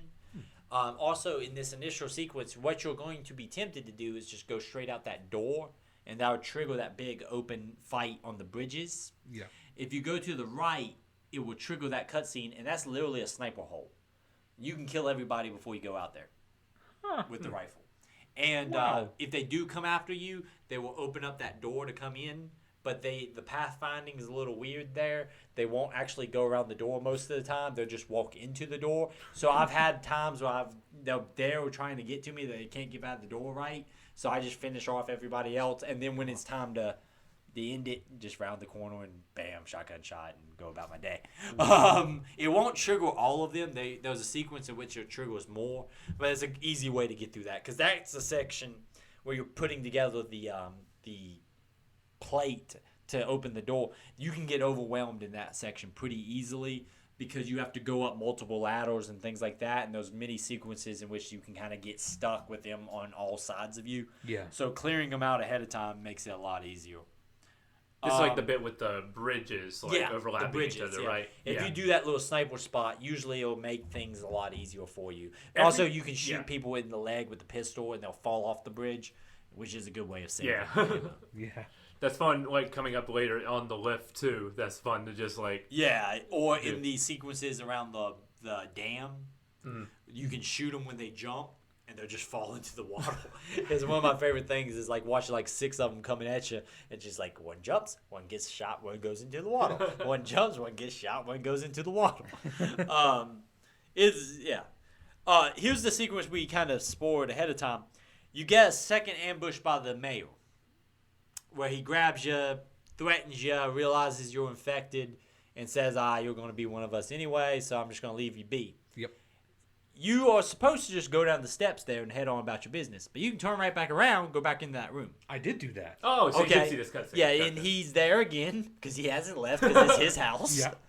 He throws you around a throws you little out, bit. yeah. But then there is a red dress woman who takes some shots at him. That is a big deal because you're not supposed to know she's in this game until later. Oh, okay, because I didn't... She is a character from this series who Leon knows. He has had interactions with her in 2. Correct me if I'm wrong, Michael. No, she had the red dress in 2. So yeah, you know who this is now. We're not going to say anything because I don't want to spoil it for you. But this is kind of a big deal that you can see her here because you're not going to interact with her until probably what? At least, like, in the next part, I think, but, like, pretty decently into the next part. It's going to be a while before she shows up. So the fact that you can trigger a cutscene and have her there is cool. And it plays cool into a bonus campaign this game has also. Because separate ways, you can play to that sequence in separate ways. Yes. There are 2 campaigns that open, 2 additional story campaigns that open up once you beat the main campaign. Yeah. That started with the PS2 version onward. The GameCube version did not have that. Yeah. So yeah, it's cool. Cool little Easter egg there. Yeah. Also, if you go downstairs and you take a right, there's a guy in the bathroom. And if you kill him, you can look at the urinal, and Leon goes, at least they use the restroom. Or they use toilets. At least they use toilets. Or something like that. It's a weird judgmental thing that Leon does. Yeah. This sequence right here leading up to the church is another one where it's like there's so many potential horror sequences here that are very, very easy to get to. Also, I always liked how this game does a good job of showing passing of time. Like, you can see the sun's going down. You have the cool like attack up the church where you're dealing with all the headstones. My favorite thing is if you just go to the right and try to leave the area, Hunnigan calls you and is like, you can't do that. She's in the church. Go. And then when you go look at the door, Leon's like, I can't get in. And she's like, I guess you should probably leave then. Yeah, that's what happened to me. It happens every time for me because I always know go right. And it's just like Hunnigan's like, oh, you got to look at the church first. Bad advice, Hunnigan, or whatever he said. Bad question. Did everyone do the little bonus puzzle behind the church? Yeah, to get the little green emerald thing. Yeah, it's a cool little puzzle. There's several little bonus puzzles in this game, and I like that one a lot. It doesn't fully go away from like the classic roots of like puzzle solving, even though most of the puzzles in this game, as opposed to other Resident Evils, is attach this item to this item. Now you have a key. Look at that. Cool. Yeah. Versus like I gotta open up the case to then get like a little puzzle box, and I need to open up the puzzle box using this key word to get the key out. Yeah.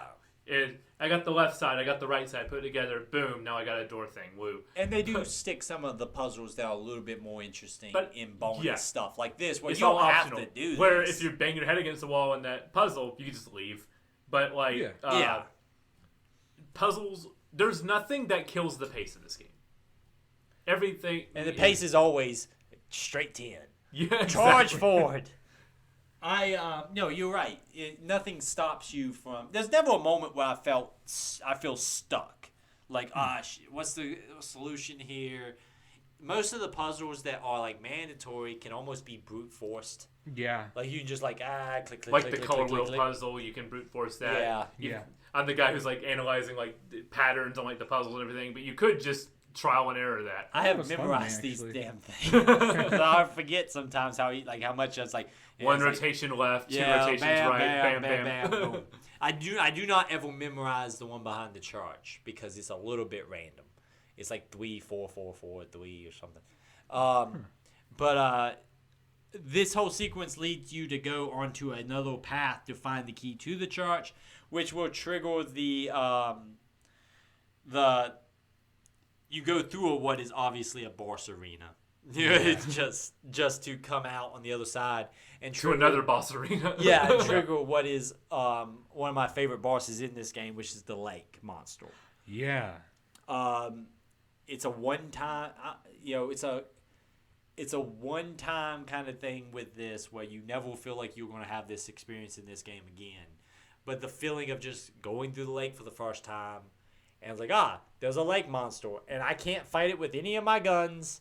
I'm going to just throw spears at it. An infinite amount of spears on this boat. Yeah. Someone was stocked and prepared for this. Listen, they got to travel that thing every damn day. Yeah, true. But I love this boss fight. It's so much fun. It's so good. I forget that I can move the boat I die once every time because I forget I can move the boat to dodge trees. I died so many times because I didn't know that you could control the boat. I thought that you were just being. I didn't even try. Every single time I forget I can control the boat the first time. I do the same thing. And it's like it kept becoming like, well, okay, it gets to a point where Leon literally can't outswim the thing, so there's got to be something I can do. Yeah. And I was like, can I move the boat? Yeah. And I was able to move it's the so boat. simple. Once you realize you can move the boat, it felt becomes so dumb. No, but I've played this a million times, but I usually hit the first tree because usually it starts off going towards one tree on the left, and like 9 times out of 10, I'm just throwing spears at him, and then I hit the first tree, and I'm like, oh yeah, I got it. But once you realize you dodge until he does the like straight on attack. This is also the bane of the speed running community because most of this game runs pretty consistently, except here where he has like 3 different paths of how he attacks, and 2 of which will just kill your run from the get-go. So a lot of times if you watch speed runs of this game, they will play up to this spot, they will have to reset, they will play up this spot again, they will have to reset, they will play up to this spot again and have to reset. So like he's got there's some randomness here that's always fun. But I love this boss fight. It's amazing. Pretty straightforward. You get your little insignia. Nothing bad will ever happen. You walk back to that big arena you walked through that clearly wasn't a boss arena. Nope. And you fight the troll from the Lord of the Rings. El Gigante. Which, might I say, is so cool that you're rewarded for saving the dog there. Yeah. Because, hey, it's that dog. It's that dog. That's ingrained into my mind, and every time I see a dog, I'm like, it's that dog. Yeah. Which, I mean, at least I assume that's the case, because, I mean, I assume you could have just left the dog. Yeah. I don't know. I never done it. You can leave the dog and he will not show up and help. Okay, I was right then. I was Yeah. like, I assumed, I was like, that must be because But of you're that. a monster to do so. I've never. Yeah, no. I know that through third-party sources. I have never not saved the dog. No, I gotta save the dog. Also, a weird thing here, Leon like passes out for 6 hours, so is starting Yeah, out at this after- point, and he's like, do you think it has something to do with the fact that the guy said we share blood now? And Leon's like, I don't know. And then that's the end of he that does. conversation. We skipped over that. Maybe. After the lake fight, he does just pass out in a building. If they would have come by him, they would just be able to kill him. Because Leon's infected at this point Yeah. too, because Yeah. he got a vial to the neck. Yeah. So is it supposed to be? Oh yeah, I remember that part. Is it Yeah. supposed to imply that like this is just sort of it taking more hold of his? I think it's like it's slowly You're- starting to Yeah. weaken him and affect him. But they also said it'll give you incredible power. So you can kind of take that as the fact that Leon is a superhero who can like fan kick a bunch of people. He was like that before. He was That- kicking people Yeah, no, way exactly. before he got it. Yeah, it kind of breaks that, but Yeah, Leon's always been like that. it's always fun to see people like justify the ridiculousness of this game. I'm just like, There's just no have, justification. Just have fun, man. That's just the way this one is. And might I add, that is quite a way to kind of rile up the suspense of putting a character on a time limit. Yeah. yeah, it's a ticking clock for Leon Yeah. and Ashley, And because Ashley. Ashley has it too. Because as far as you know, that could happen at any moment. It also takes away the ability for Leon just to find a way to leave. Yeah. That's always something in horror games that you need. Because here, like, Leon is in an open place. He could theoretically... There's vehicles around. Yeah, everybody's logic hey, is just, Theo, I would leave. Leon, just get in one of those trucks and get the hell out of here, you know? But he can't because they're infected with something he needs to get Out of solved. It's a smart way to making Leon and Ashley stay. Yes. And also there is a fact that they shoot down your chopper coming in to get you. That too. Troll fight's good. Oh, It's yeah. just you can fight two of them in this whole section here. It's a solid, man. Dog comes to help. Nothing complains. Yeah. You run up the back and just slice that that big thing out of his tentacle back. thing. It's pretty cool. It's And very then occasionally satisfying. it switches to B instead of Y, and he grabs you and throws you and instantly kills you. That's my first death of the run right there. Oh wow. I only died like twice in this whole thing. I died a bunch in the last chapter of this game. The last chapter of this section. Yeah, no, it can get a little bit. I died a lot. Now, it's your first time playing it, though. You're going to have more deaths. It's all about like experimentation and Yeah. figuring out the There's a most lot- optimal way to handle this game. And there's Yeah. a lot of like one-hit deaths in this game, like the chainsaw Yes, guys, things chainsaws. like that. There was a lot of things that punish you pretty quickly. Always hold your controller because you never know when a quick time event's gonna pop Yes. up. Because there's no indication of like get ready, one's Yeah, coming. It's exactly. like all of a sudden, oh now you gotta watch the cutscene again. There's one Cool. particular that's coming late in this game that will be a very long cutscene, and then there's one of those, so it's just long enough to make you maybe go grab a drink and relax. Catch you And the off guard. only way to know it's coming is if you try to skip, it won't skip. But if you're watching it for the first time, you're not going to skip. So you have no indication that one's coming up. Yeah, Ooh. it's So that's like of like the flaws with this game. That's one flaw, and the other one is super weird that I forgot to mention up front. There is a menu option for subtitles that does not work because they never recorded never made English subtitles for this game. So the option's there, but it does not work. I've never That's played with. I've never hilarious. tried that. That's I interesting. always try to do that with like every game, especially for like me for like taking notes and stuff, like writing down like optional dialogue like in the distance. But nope, that button just doesn't work. It's there, but it doesn't. I'm like, that's so weird. Like never patched out or anything. That's No, that's very weird. right. It's the first time I've ever seen that, especially in something audited as one of the greatest games of all time, having something so like basic like that. Yeah. Like, oh, subtitles don't And work. having so many Don't worry about that. iterations come out later that could have potentially And clearly, been it improved. would have. You know, it made its money. Oh, think yeah. they could have paid somebody to do some subtitles. Yeah. We've had a good dog, then we run into some bad dogs. Fun fact with the dogs, if you don't want to deal with the dogs, just look up in the air. They won't attack you if you're not making eye contact. You're not looking at them. What? What? Yeah. Oh. So anytime that works here, that also works in a section which you would be dealing with a bunch of them in a maze. That's all I'm going to say. When in Oh, doubt, so that section. when in doubt, look up. Okay, noted. They do not attack you if they're not on screen. So if you are like, you can walk up to the church, and I've seen this a couple times in speed runs, things like that. You can walk up to the church and just look up in the air, and they just won't attack you. Will they just despawn when you go back? No, outside? they're there. Oh, You're just walking right by. Just Yeah. just Ashley, look up. yeah, they just don't. For some reason, the game doesn't trigger the attack on you, and so you could just walk on by them and go into the church. This is the only weapon time I use the machine gun in this entire game is for dogs. Oh yeah, the submachine. Yeah, I bought that. I traded my rifle for it because I'm like, rifle not good for crowd control. The TMP excellent for crowd control. The TMP is only good for, in my mind, for the dogs. I don't mess with that thing ever again. I do a sweeping motion, just get back, all of you, just because just of my back instinct. and forth like a windshield wiper to get everyone back, and then like switch to like the red 9 again, and then start picking them off. Yes, just to get bullets out there as fast as you can. I've used it on every boss fight so far, just because that's my instinct. Thing with a lot of bullets, fire them all as fast as you can. Bosses, shotgun is for bosses in my game, and grenades, things like that. Yes, and yeah. Dogs get the machine gun. That's the only time I really use it, and then I walk around with the rifle. Like, I know you are anti the rifle. The rifle is what my primary... 99% of the time, Leon's got the rifle in his hand, because I can quick scope fuckers left and damn right. Again, not yet. It's that bolt action reload that kills it for me. Once that goes, it's so like satisfying. Physical animation. Also something weird that's tied to like the last gen versions of it, the most current versions of Resident Evil 4. The game runs at 60 frames a second. The reload animations are 30.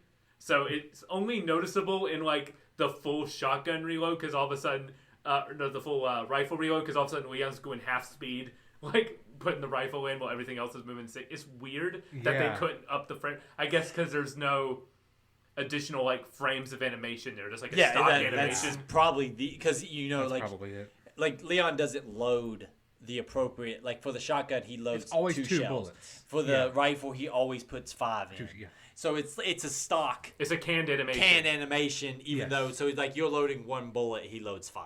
Shotgun same way, which is always, I thought, it's weird and something that wouldn't happen in a modern day game. But One it's thing an they'll element probably of the time. change for the remake, I'd imagine. No, I hope not though. Oh. I'll be the one guy on the Reddit being like, they added realistic shotgun loading. That's bullshit. two I shells put or 2 nothing. in and I got 6. It's freaking great. It's a ripple. But no, so wait, the rifle. Is it like you aim down sight, it becomes a first person, like you look through a scope? Yeah. Oh! Yeah, it's a sniper rifle. I should have bought the rifle. Don't you have to get the scope to do that, or is that only to zoom in and out? You 'Cause can zoom in and out with the first scope, but the second scope gives you a more accurate zoom. Like you have multiple Gotcha. clicks. Because I always get the scope because I assume that it doesn't. I never try it without the scope. I never get the scope because the first scope is good enough for the draw distance in this game is not long enough that you really need to worry about serious sniping. So the first scope is usually enough to be able to do what you got to do. Maybe I'll pick up that second rifle then. Yeah, second rifle. We both agree. Second rifle eliminates your bolt, so you don't have to zoom out every time, and it does make it more. It's going to be essential for some parts of this game. The next section has a lot of distance combat and high ground, low ground, low ground stuff. So the sniper rifle becomes based on where we ended up. I could understand. Yeah. Church, do a puzzle, find Ashley. This is all a scam to get money. Just like my favorite thing about this game is here in these deep woods of Spain, we get a whole speech about how once again the American government is sticking their nose in stuff they don't need to be a part of. I'm just trying to get some cash. It's very expensive to run these kind of cults. Faith and money will lead you nowhere, Saddler. My favorite thing thanks, is Leon. Sadler's just a normal sounding dude Yeah. who's dressed like a cult man. Yeah. But he's talking about things that are very practical problems. Like, I gotta have some fun. My favorite thing here is if he just let Leon and Ashley leave, he would have won. Because he tells them the plan. Our plan was to infect her, send her back to DC, and then you idiots cause a viral outbreak. And they would have done that. And they said, we did that. And Leon's like, all right, right, guess we gotta solve this problem. If they just let him leave, their plan would work. Yeah, no, wait. I'm trying to think. Am I missing? Am I No. forgetting something? No, Sadler gives up the ghost. Sadler's an idiot. Oh my god. It's the classic, you've already lost, Mr. Kennedy, so I'll just tell you my entire plan. And give you a chance to destroy my plan by telling you that plan. And, like, I'm going to have a lot of faith in these two guys with crossbows. Oh my god. My favorite thing is also you can go back into the Yeah, church and that kill happened those to me. two guys. They killed me. Oh, really? Because I was not expecting them. Yeah, they stay. Yeah, they don't leave. Everything's just there. They Like if it shot shows me you. once, and I was like, oh shoot. And I killed one, and the other one killed me. Is there a spot to do the cover mechanic there? Which is a weird thing this game has that has a cover mechanic. I did not act quick enough to test it. Yeah, there was a cover mechanic. It's only like certain objects where it will be like press X to duck down. Yeah. And then that's it. And they're random places. They're very random places. So it's not just anywhere. It has to be Nah, certain it's spots. just only certain certain spots. spots. Usually when people are throwing dynamite at you. Or shooting crossbows at you. Or other things, because they get other things. We mentioned Ashley, but Ashley is scared of cool guy Leon is my note. Ashley is challenging. Yeah. Ashley will be the biggest challenge for this remake. Yeah.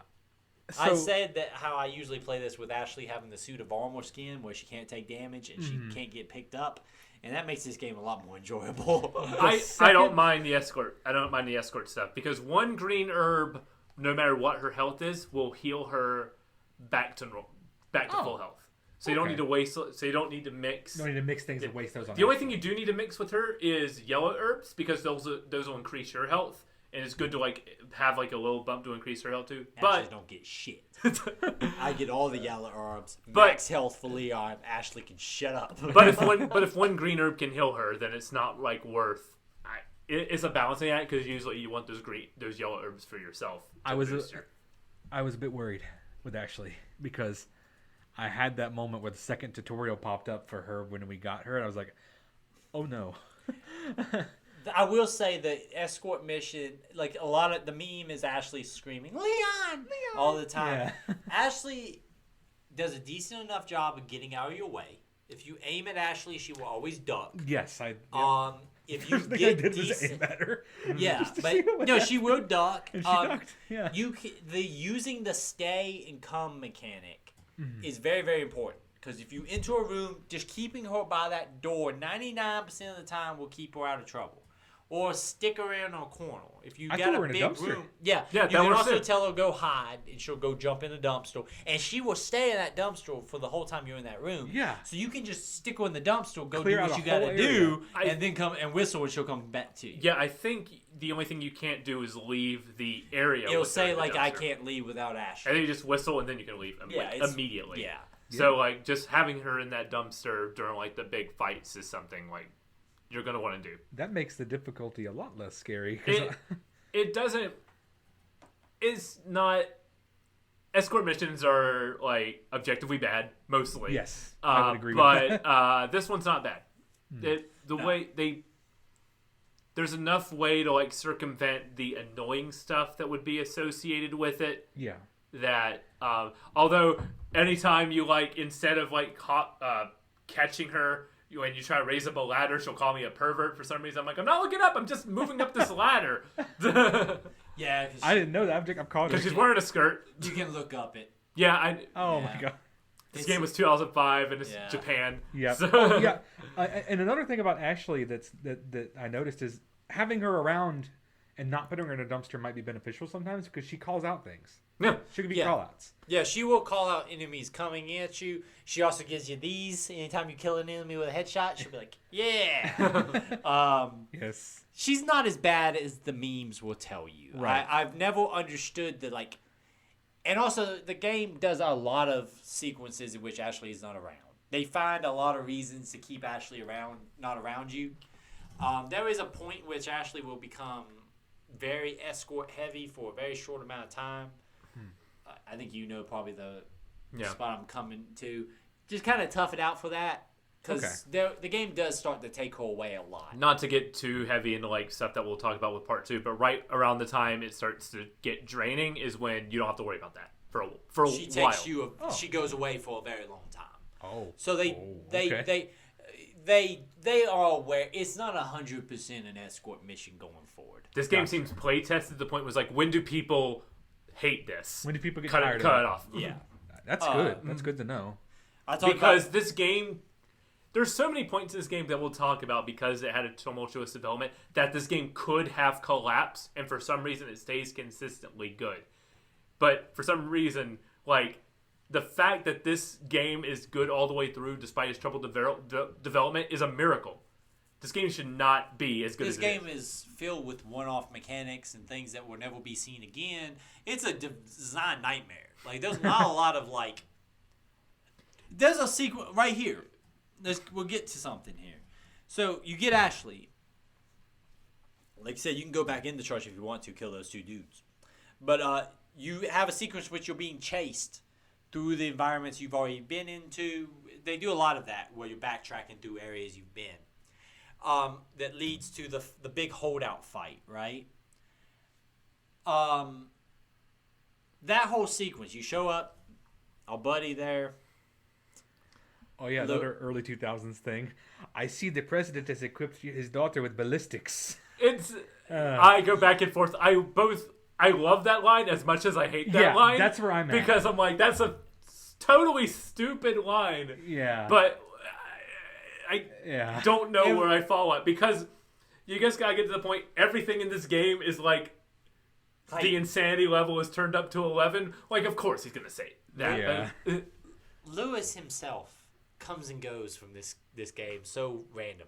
Oh, this could be a continuing occurrence? Oh yeah, For sure. Yeah, he just kind of comes and goes. I love it. But I love this whole sequence of you're trying to escape with Ashley. You're being chased. It leads to the big holdout fight. It's one of my favorite fights in this game. Oh, it's cool. I liked it. Lewis would take fools down. Yeah, he will. I was like, oh, great. I got to deal with an AI who's barely going to do any work. He was doing as much work as I was. Now, almost. if you shoot him enough, he will shoot you. So he does not have the put up with your bullshit like Ashley does. If you shoot him, he shoots you. But he is very good at it's a kill count you have to get to end this sequence. I want to say it's like 40 some kills. Oh, okay. I didn't know if they just like stopped, and then it's just a matter of like it's hilarious because they just stop. There's many more of them. They will eventually kill you. They're just like, nah, and just walk away. Well, they do that. The same thing kind of they do at the beginning with the bell. They had bingo. Yeah, they had places bingo. to be. I've always taken it as they realize it's not walking.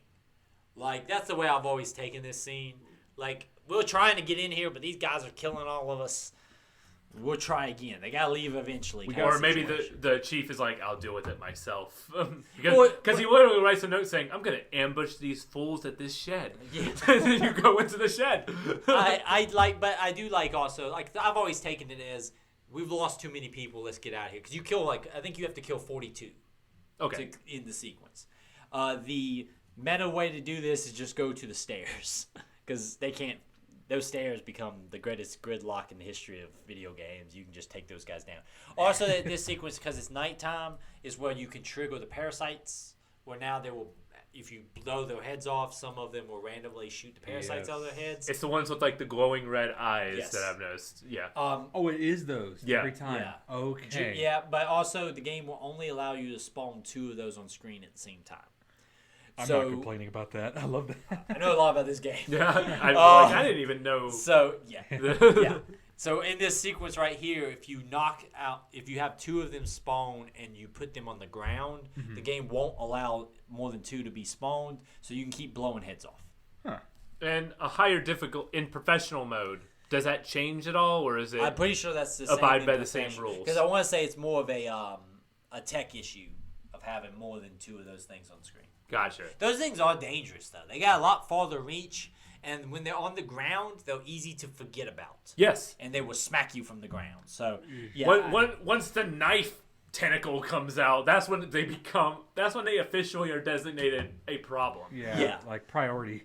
And like I said, fire. It is cool sometimes because the game does a good job of having sometimes you blow their head off and like they'll walk a few steps and then it'll trigger, but then you'll blow another one's head off and he'll walk a few steps and then it'll never trigger and he'll just fall. So it does a good job of playing with your expectation of being like, is that guy gonna freaking have a parasite bust out of And usually it's he like falls, he's good. I didn't shoot his head.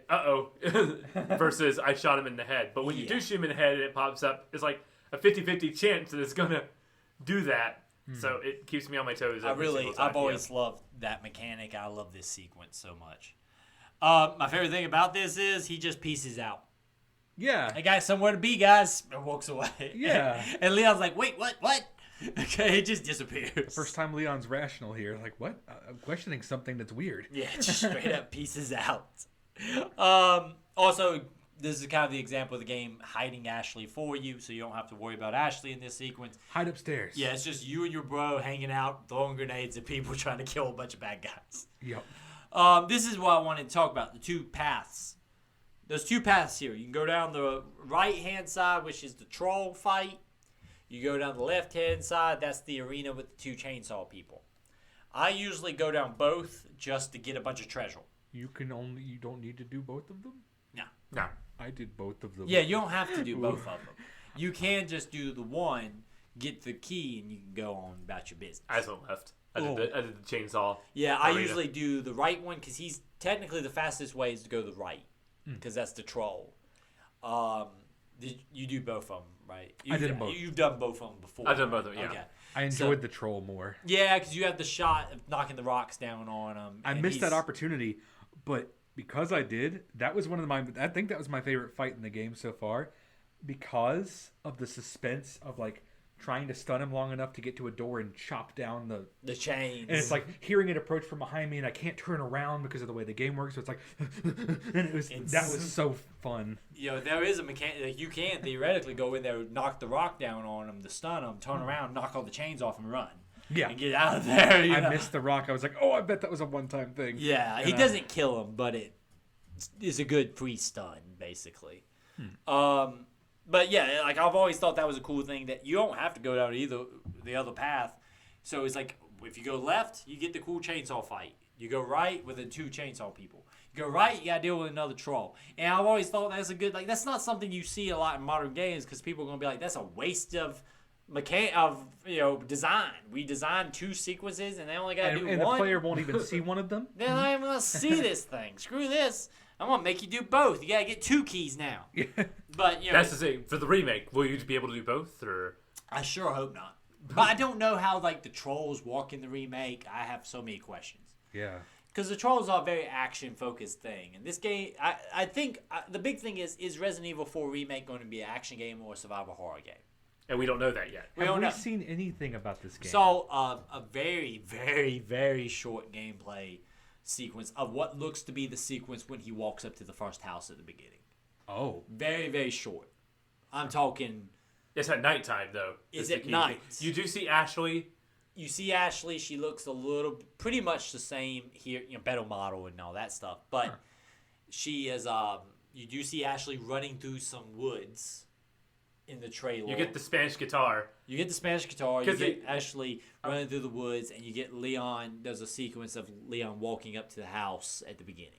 Because you kind of do a fake out where it is like some like guitar, and you do see woods with just the words Resident Evil. You're like, oh, this is going to be the Village DLC, and then it just goes 4. You're like, wait, what? So that was the point. That's a cool show. You're like, oh, more Village stuff. Oh, wait, whoa, it's happening now. All right, cool. They're announcing that before the Village stuff. It's so damn good.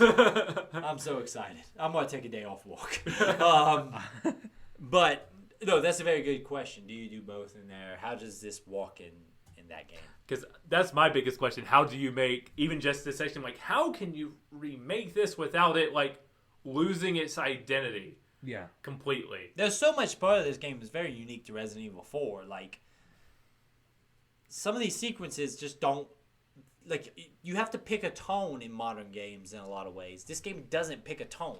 It's got scary, like, quote-unquote scary moments, and it has quote-unquote just badass moments, and then it has other moments that are ridiculous.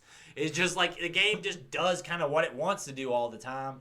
So, like, it's hard to see how you make this as a because those remakes are extremely serious. Like, 2 and 3 are, those are serious games. There's moments of like levity for sure with like especially like Leon and Claire in 2. But the levity, they're not like haha jokey moments. It's like Leon and Claire talking to each other through a fence, being like, "Are you okay right now?" Like, yeah, I'm okay. I'm making it through. I'll be all right. You know, they're more character building moments. They're not like haha, where everybody going bingo or look at that dog. It's like it's. They're not like making finger guns at each other. No, it's more serious. Like, we're a life-threatening situation here. That's the thing about this game. Like, it's a life-threatening situation that Leon doesn't take serious at all. Like, they do mention that he's a lot more confident than he was like in 2. So I'm wondering, what line he's gonna play. Is it going to be like a grounded, more realistic situation? But he can he's quicker to like brush it off and that was weird. I mean, this Leon is extremely competent. That's what Leon in Resident Evil 4 is the most competent video game character in the world. Yeah, he handles everything. He's up there, if not. Yeah, if not the most. My bias comes out a lot in this game. This triggers a sequence in which we are trying to escape the village. We learn via a note that we're about to be ambushed. Mm-hmm. And we learn that the only way to get out is through the mayor keeps an eye on how to get out. Mayor has a glass eye. Wonder what that means. Yep. The lift sequence. You talked about the lift sequence a lot. Did you guys go underneath the lift? No, I took the lift. So when you go to where the lift is, you can go down. It's when you come. Is it from the other side of the lift? I think it's the other side of the lift. No. Yes. Okay, so you take the lift, right? There's a whole sequence of you shooting bad guys on the lift. You know, they fall off one shot. Bad Their screams are pretty great when you line them up. Right back. It's a good moment. And my favorite thing is if you let them get close enough, they're just throwing their axes and shit at you. Yeah, I was like, I'm not even safe on a lift system here. Nah. When you get off the lift, you go down, and you can go down underneath the lift. There's some caves. And that's where you get another one of the rare gems. Yeah, okay, yeah. I did get that. And there was a purple. No, it was a yellow or green. I can't remember. It's the last one you need for the cup. Yeah, to get yeah. So that's down there. There's also a giant treasure chest for this. A giant red treasure chest for this. Yeah, and I like that whole area underneath there. There's also a merchant spot down there to buy some stuff. The teleporting merchant. Yeah, he's everywhere. Or he's just a bunch of guys. Yeah, might be a franchise. How are you going to deal with the merchant in Resident Evil? That's what remake. Can you? He's got to be there. He's iconic. Oh, sure. Yeah. You can't not have him. They could do it the way Resident Evil 8 did it, where he would just meet you at any checkpoint, and that's where he would always be whenever you're locked off to a certain area. I feel like you have to explain him, though. Yeah. Because here, this game makes no interest in explaining. Yeah, no, it that's doesn't true. Explain anything that has like a backstory or anything. The game's like, don't worry about it. What's Luis doing? Don't worry about Luis. I don't think the merchant is explained too much in Resident Evil 8. He's like, I think there's like he's called the Duke, right? The Duke. I mean that alone evokes like royalty and like a backstory in the name in general. This guy's just. I loved him. I love the Duke. I love the Duke and I love this merchant. The merchant. I don't know anything about this merchant. I love him. I do know there is an Easter. The only thing I know about 8 is there is an Easter egg in 8 where it says, "What are you buying?" And he goes, "Ha ha! I knew a guy who used to say that." Yeah, he does say that. He does say that. Oh my god, yeah. Yeah, that or the Martian ate some stuff and became the Duke. Yeah, or he just got. Or he could have. He's talking about his past self as a guy used to do that. Yeah, or if it took place first, he lost a lot of weight, and it's a weight loss story. Yeah. I don't even know. I don't even know if we should get into the timeline. 8 technically falls out. They are technically in sequence because Chris being the lynch point there, Chris that we meet in 7 is Chris post 6 and 5. Okay. So it is in sequence. That was always my thing about Village is I was like, Leon Kennedy, this seems to be very influenced by 4. Leon Kennedy needs to show up. And I still don't know if there is appearances by him anywhere else in the series besides 6 after this. And like movies and a phone game. What I said the dreaded number. I'm sorry. That was sad. Oh. No, Leon Kennedy in 6 is the only good part because he actually has a. He's working once again. He's dealing with president shit. That's a cool moment in 6. I'll spoil the shit out of 6 for you if you want. That's okay. I've heard it's not good. So it's not very good. We get the boss fight. We get the mayor boss fight. I like this boss fight a lot. Leon, without a doubt, shoots a can of gasoline to cause a massive fire inside of a wooden building because that's just the kind of guy he is. A great idea, mind you. I'm getting locked. You're locked in here with me. Yes, pretty much. I love the sequence though of when he walks in and he's checking all the place, and it cuts to him standing there with the gun, and it zooms up of with the mayor behind him. I think I had that as a poster at one point. Oh wow! As a kid, if I didn't, I did have a Resident Evil 4 poster. I think I had the alternate cover. Was my poster I had, which was the red forest with the like Leon chainsaw man. Yeah, no, it was Leon. Oh, okay. In like a little silhouette of Leon in like the forest, and it looks like a terrifying horror game, but it's Resident Evil 4.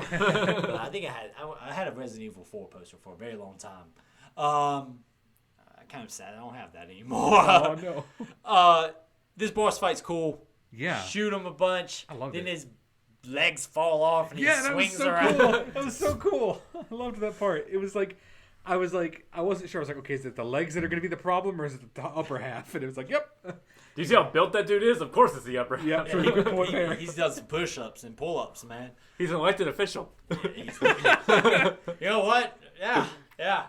Eat your heart out, freaking. Two games this season, we fought elected officials. Yeah, we fought the president. Or the ex-president. Now we're fighting this young man. Oh my god. Been taking down local governments. This fight is good. Oh yeah. Throw a lot of grenades at him. Shoot him with a shotgun. It's a good time. Camera works well here because you'll constantly have to run away from him as he's swinging towards you. Yeah. It's a cool fight. Get the eye. Get to leave the village. You take his eye. Where you get, it's the key. Yeah. This dude's eye. Yeah. What else? I don't like that Leon picks it up. He's like, yeah, that's about right. Take his eye. I've carried worse. Go to the door. Open the door. Get hit by a car. It's great. Well, yeah, when you take down the truck. Yep. This is where that sniper rifle works well. Yes. Bam, bam, bam. TMP just like rattle it like a mob movie. Just... It is cool to sit there just gun down as it's coming towards you. Yeah. You pass it and you get ambushed by a bunch of guys from behind. Which they drop a lot of good stuff here. Like I was gonna run to the castle, but then I turned around and just like killed every one of them. At least every one of them dropped something. One of them dropped 5,000 for me. Yeah. Yeah. Like, oh. No, a lot of that is random. Not random, but is dictated by how much money you have. Oh, okay. Yeah. It's like this next section here is where the game really picks up, so here's some money. I think I might did just buy stuff. Well, okay, so we'll bring this home and then we'll talk about that real quick. We escape from the mob into the castle. Yes, we leave off at the castle. Yeah, so we raise the drawbridge, keep them from getting in, and now we are inside this castle. You know, just a castle. This is when, I imagine most of y'all stopped here, right? Y'all didn't do any checking with the merchant? I just stopped right there, just in case. Okay. The game does a good job of giving you a bunch of money because there's going to be a massive potential for buying stuff here. Because it's like, hey, welcome to the next section. Yeah. And now we have a bunch of new guns. So there's a lot of upgrades and stuff that you can get from here. I'm not going to get into it. I went ahead and upgraded all my stuff. Huh. But, yeah, there's a lot of good weapon upgrades and stuff. The game, because the enemies in this section are a lot different to how they operate, the game's going to give you a lot more different kind of options. Because the game does a good job of each... This game's very easy to break up because each section is a completely kind of different environment. Because you have the castle hill, and then we'll go to a unique, different environment for part 3. Not to spoil what we're going to talk about too much, but this is like 3 different Resident Evil 4s that encompass this. Like, you have the kind of spooky village section. Now we get to the castle section. Whatever that entails, I'm going to leave. Yeah. I'm going to leave, but... This is different. This is a different section. It's gonna feel very different from what's happened so far. Then, yes. Gameplay wise, not really, but environment wise, it's. I think gameplay wise, the change happens because the enemies are going to be have a lot more different capabilities. Oh. Their capabilities and strategies are going to be different than the villagers. But also yours are going to be too because of your upgrade arsenal. You're going to have an upgraded arsenal to deal with those guys.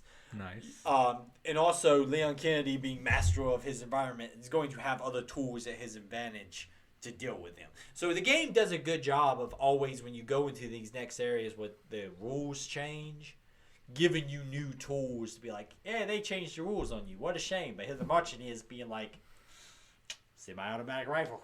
And we didn't talk about how there's just a rocket launcher in there. It's like you can just use it. It's one shot. You can just use this. Just use that rocket launcher. Stranger, now that's a weapon.